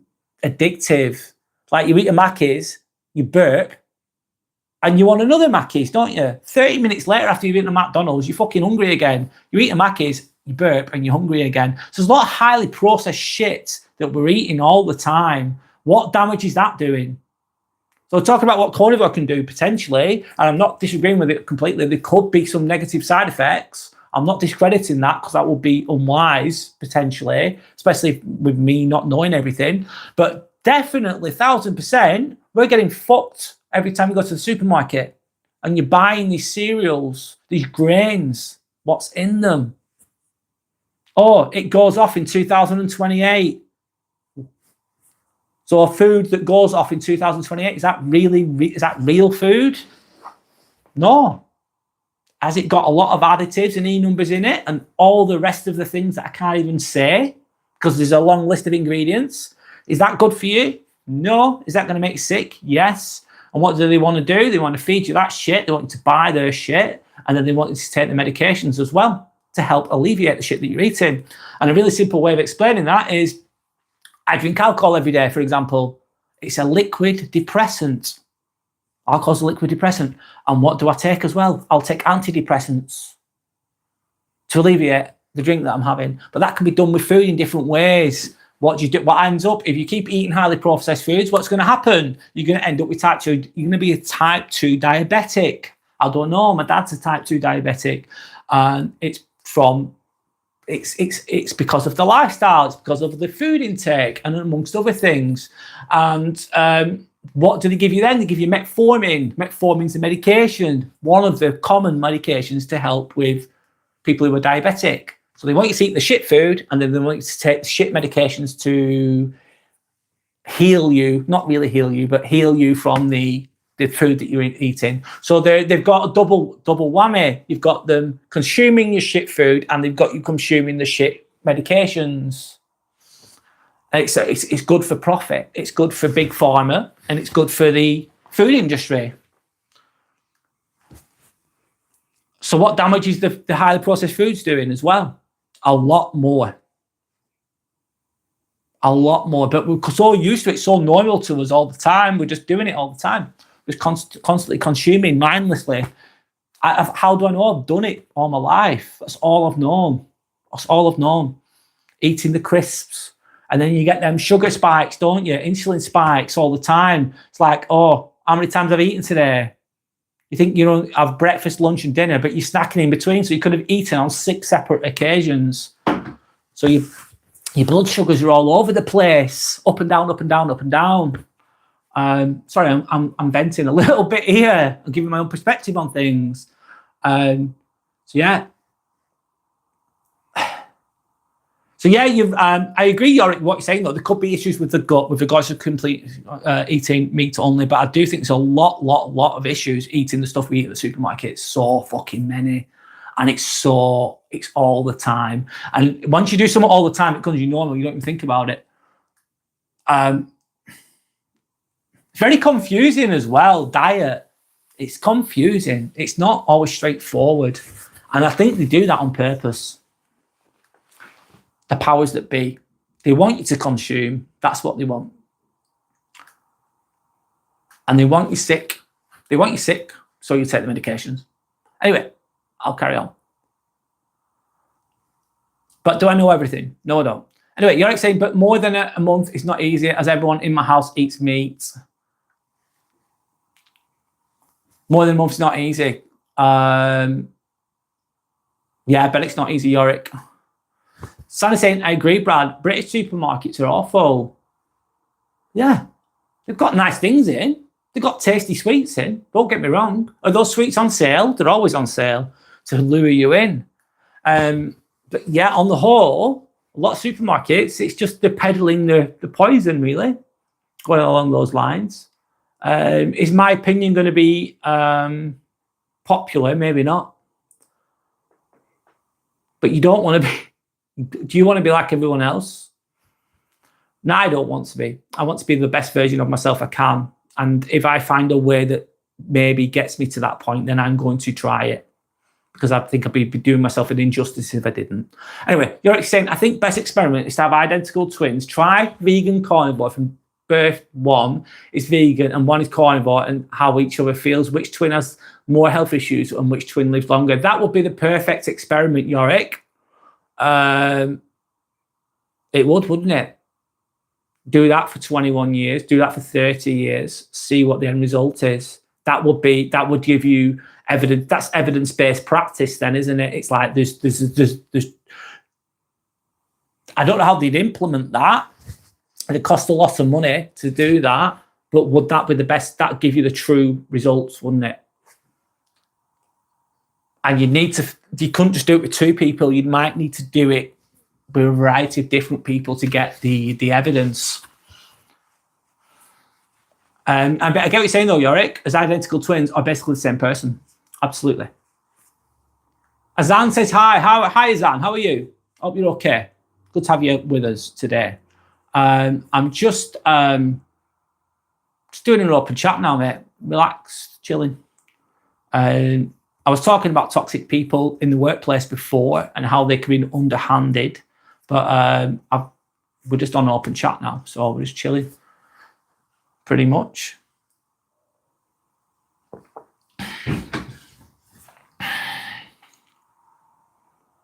Let's be quiet for a moment, of course, and relaxed. I feel relaxed, man. It's good.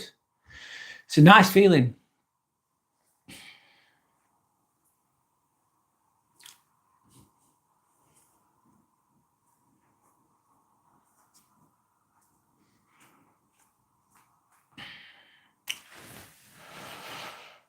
I'm going quiet for a moment, of course. Can only say so much.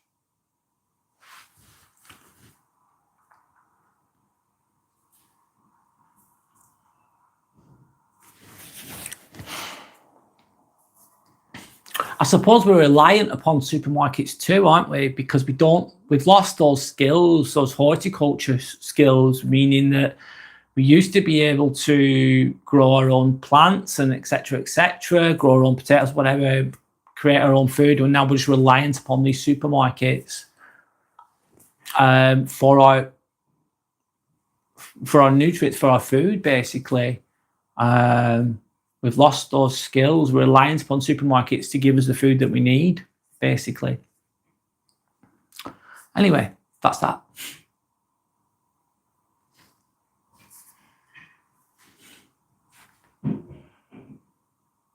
How are you doing, Azam? Is the question. How's life? What are you up to today? Or what is everyone else up to today? Is the question.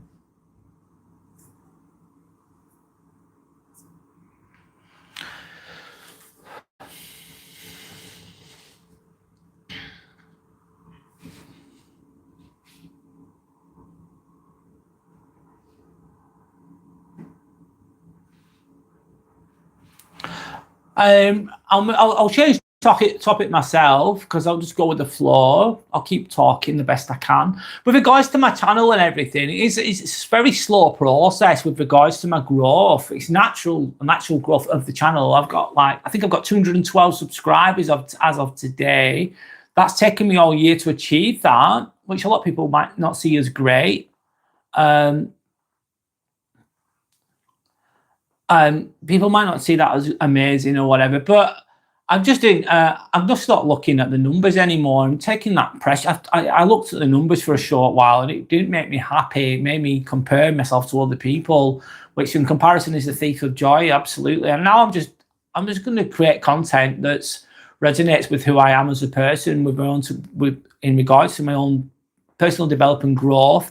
I'm also going to try to appeal to the people that are here the best I can. So I feel like I need to be of service to others. That's what it's about, being a man, being a human, being a good person. I feel like I need to be of service to others, to help others the best I can, and sticking to being having integrity while doing that as well. That's what my channel's about.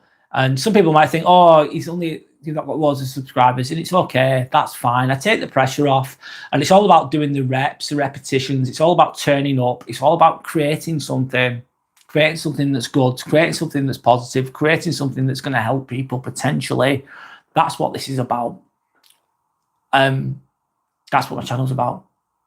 And if I did anything else, it wouldn't be coming from a true place, let's say that. So as I say, I'm just doing the cooking and housework, chilling later. There's nothing wrong with that. It's all good. Yeah. So that's what my channel's about, man. And will this, do I want to become monetized? Of course I fucking do. I'd be lying if I didn't say that. I will achieve that at some point. That will occur. Don't know when, but it will. We'll see where that goes. It's good to create something of your own. Like, I've worked all my life since I was 16. I'm 43 now. I've never not had a job. I've never been out of work since then. I've constantly worked. I'm a good worker bee, let's say, great for the system. But I thought to myself, I want something of my own instead of working for a corporation all the time. I still work for I work for the NHS. I work for a corporation. Of course I do. Within that, which is okay. Don't get me wrong. It's not horrible or anything. But it's good to have something of your own. So I think it's good to create something of your own, whatever that is. And just even if it even if it doesn't bring you loads of money, it just makes you feel good. You have autonomy over it. It's like having your own business. It's like I treat this as a business as well, but a hobby and a business, something that I'm passionate about. And it's just having your own little baby. And it doesn't matter if not. Don't put too much pressure on it. Just keep doing the reps, or keep turning up. Keep being consistent. Concentrate on what you're delivering or what you're doing. It doesn't have to be YouTube, for God's sake. It could be anything. We're here to create different things. And there's a beauty in that. Let's say that.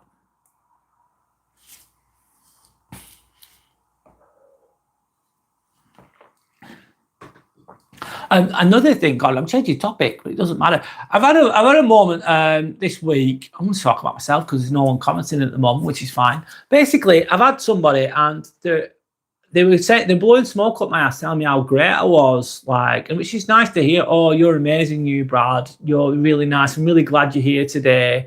Blah blah blah. And I don't know, I felt something was off when they said it, and I felt like I noticed their behaviour.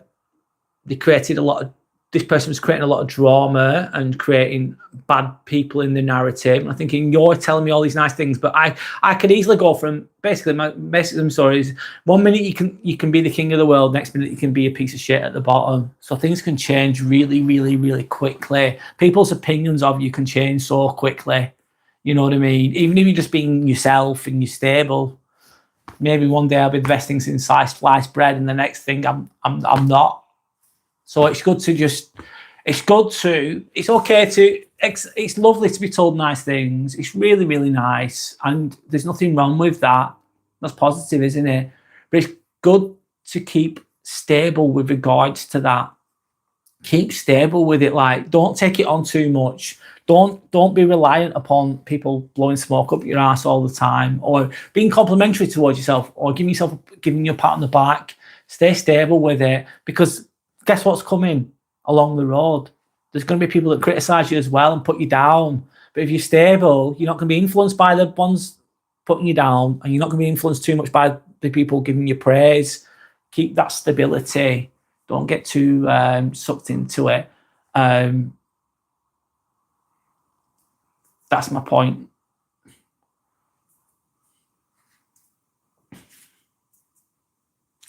Sandy saying it's so true, Brad. It's so important to know and love yourself and stay as neutral as possible towards compliments and praise and criticism too.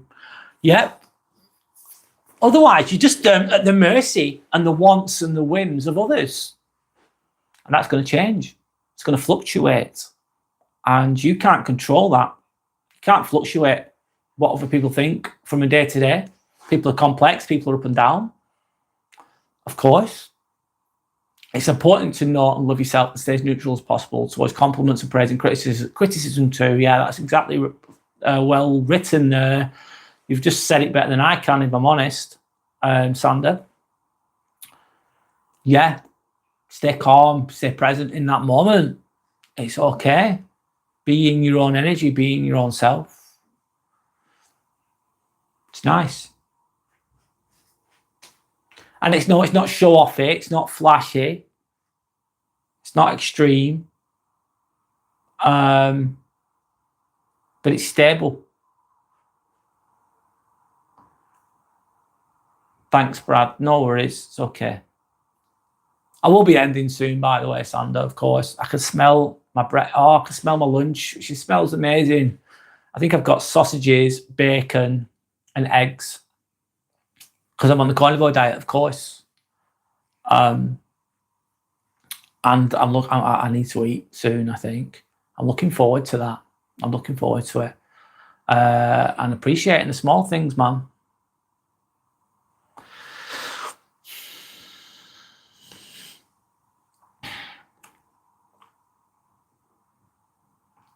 Yeah, can I have mine soon, please, Sander? If you don't mind. That'd be great. Maybe butter, thank you. Oh, thanks. I really appreciate it. It's all, yeah, it's just whatever. I don't know what to speak about now, guys. I'm doing my best. I wish I could be live more. I wish I could do more of this, but I only have so much time and energy, of course. Hopefully this carnivore diet allows me to be a bit better. I believe that the carnivore diet is going to elevate my energy, make me feel better, make me feel more energized. Therefore, that will then translate into the content that I create, me turning up. And I think I'll be able to deliver things in a better way. I already feel that is occurring right now as I speak. I feel sharper. I don't think the full positive effects have kicked in yet because it's not been enough time because I'm only on day 3, so I'm not being naive here. But I feel sharp. It feels good.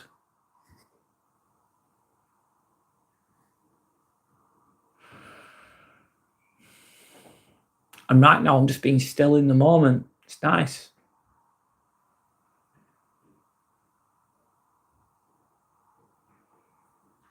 I think sometimes what can happen in life as well, but they say don't kick a dog when it's down, don't they? Don't kick a dog when it's down. But what my thoughts are with regards to don't kick a dog when it's down, it's like sometimes you're really stressed out, your life's a mess, let's say. You're around really toxic people, you've not worked on yourself, you've not had a chance to heal, you're in a house, you're living in a house and you've got narcissistic parents or whatever it is, and they keep you down with how they are. Let's just say that. They keep you stuck where you are. You might not be completely bad people or anything, but you're stuck where you are and loads of things aren't going right for you. It's a real struggle. And it's really difficult to come away from that straight away. What can help is step by step, you start to make things a little bit better.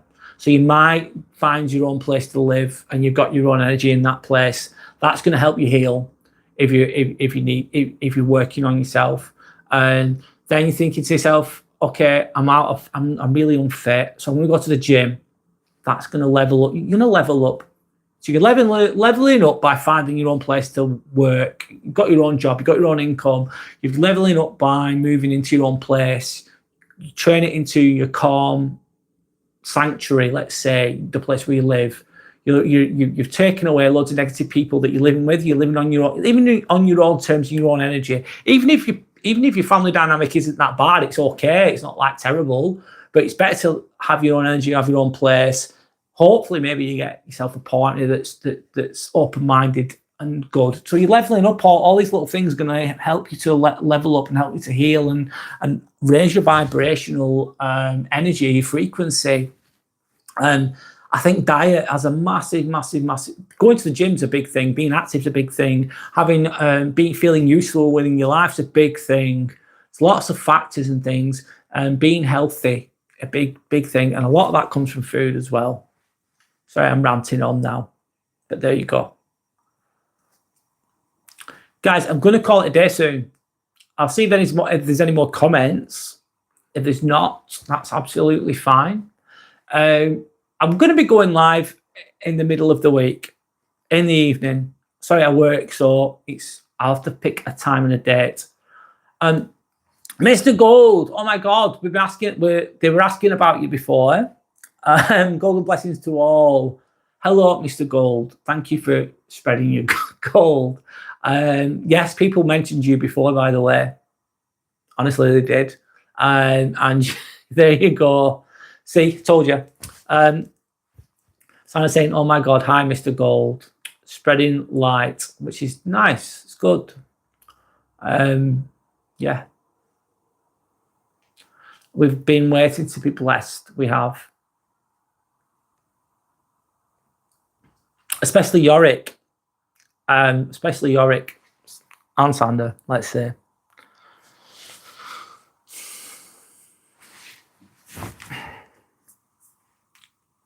So yeah, obviously, of course, I'm going to be live at 10 o'clock in the morning every Sunday. I'm going to keep going. I'm going to try and create the best content that I can. I try to mix it up a little bit.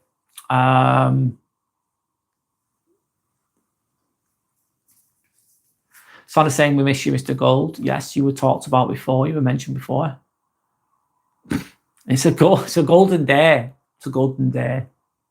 Yeah, it's a golden day. Yeah, I get you. I'm going to be calling it a day now, guys. I think I've spoken enough. I've run out of things to say, if I'm honest.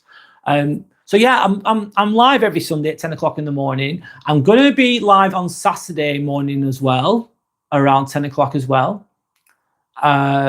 So Saturday, Sunday, 10 o'clock in the morning, I'm going to be live. I'm hopefully going to be live during the week on one day in the evening. But I will announce it on my channel when I am going to be live. Thank you to anyone that's liked. Thank you to anyone that's watched. Thank you to anyone that's commented. Thank you for everyone that's subscribed. It means a lot. Thank you again to Mr. Gold. We thought you weren't going to turn up today, but you did in the end, which is great. So yes, gold buy and gold night. Yes. So enjoy the rest of your weekend, guys. Hopefully next week's good. As good as can be. The next live I'm going to be doing is going to be, I'm going to have Christmas decorations, I'm going to have Christmas kind of themed live during the week next week. So thank you for your time.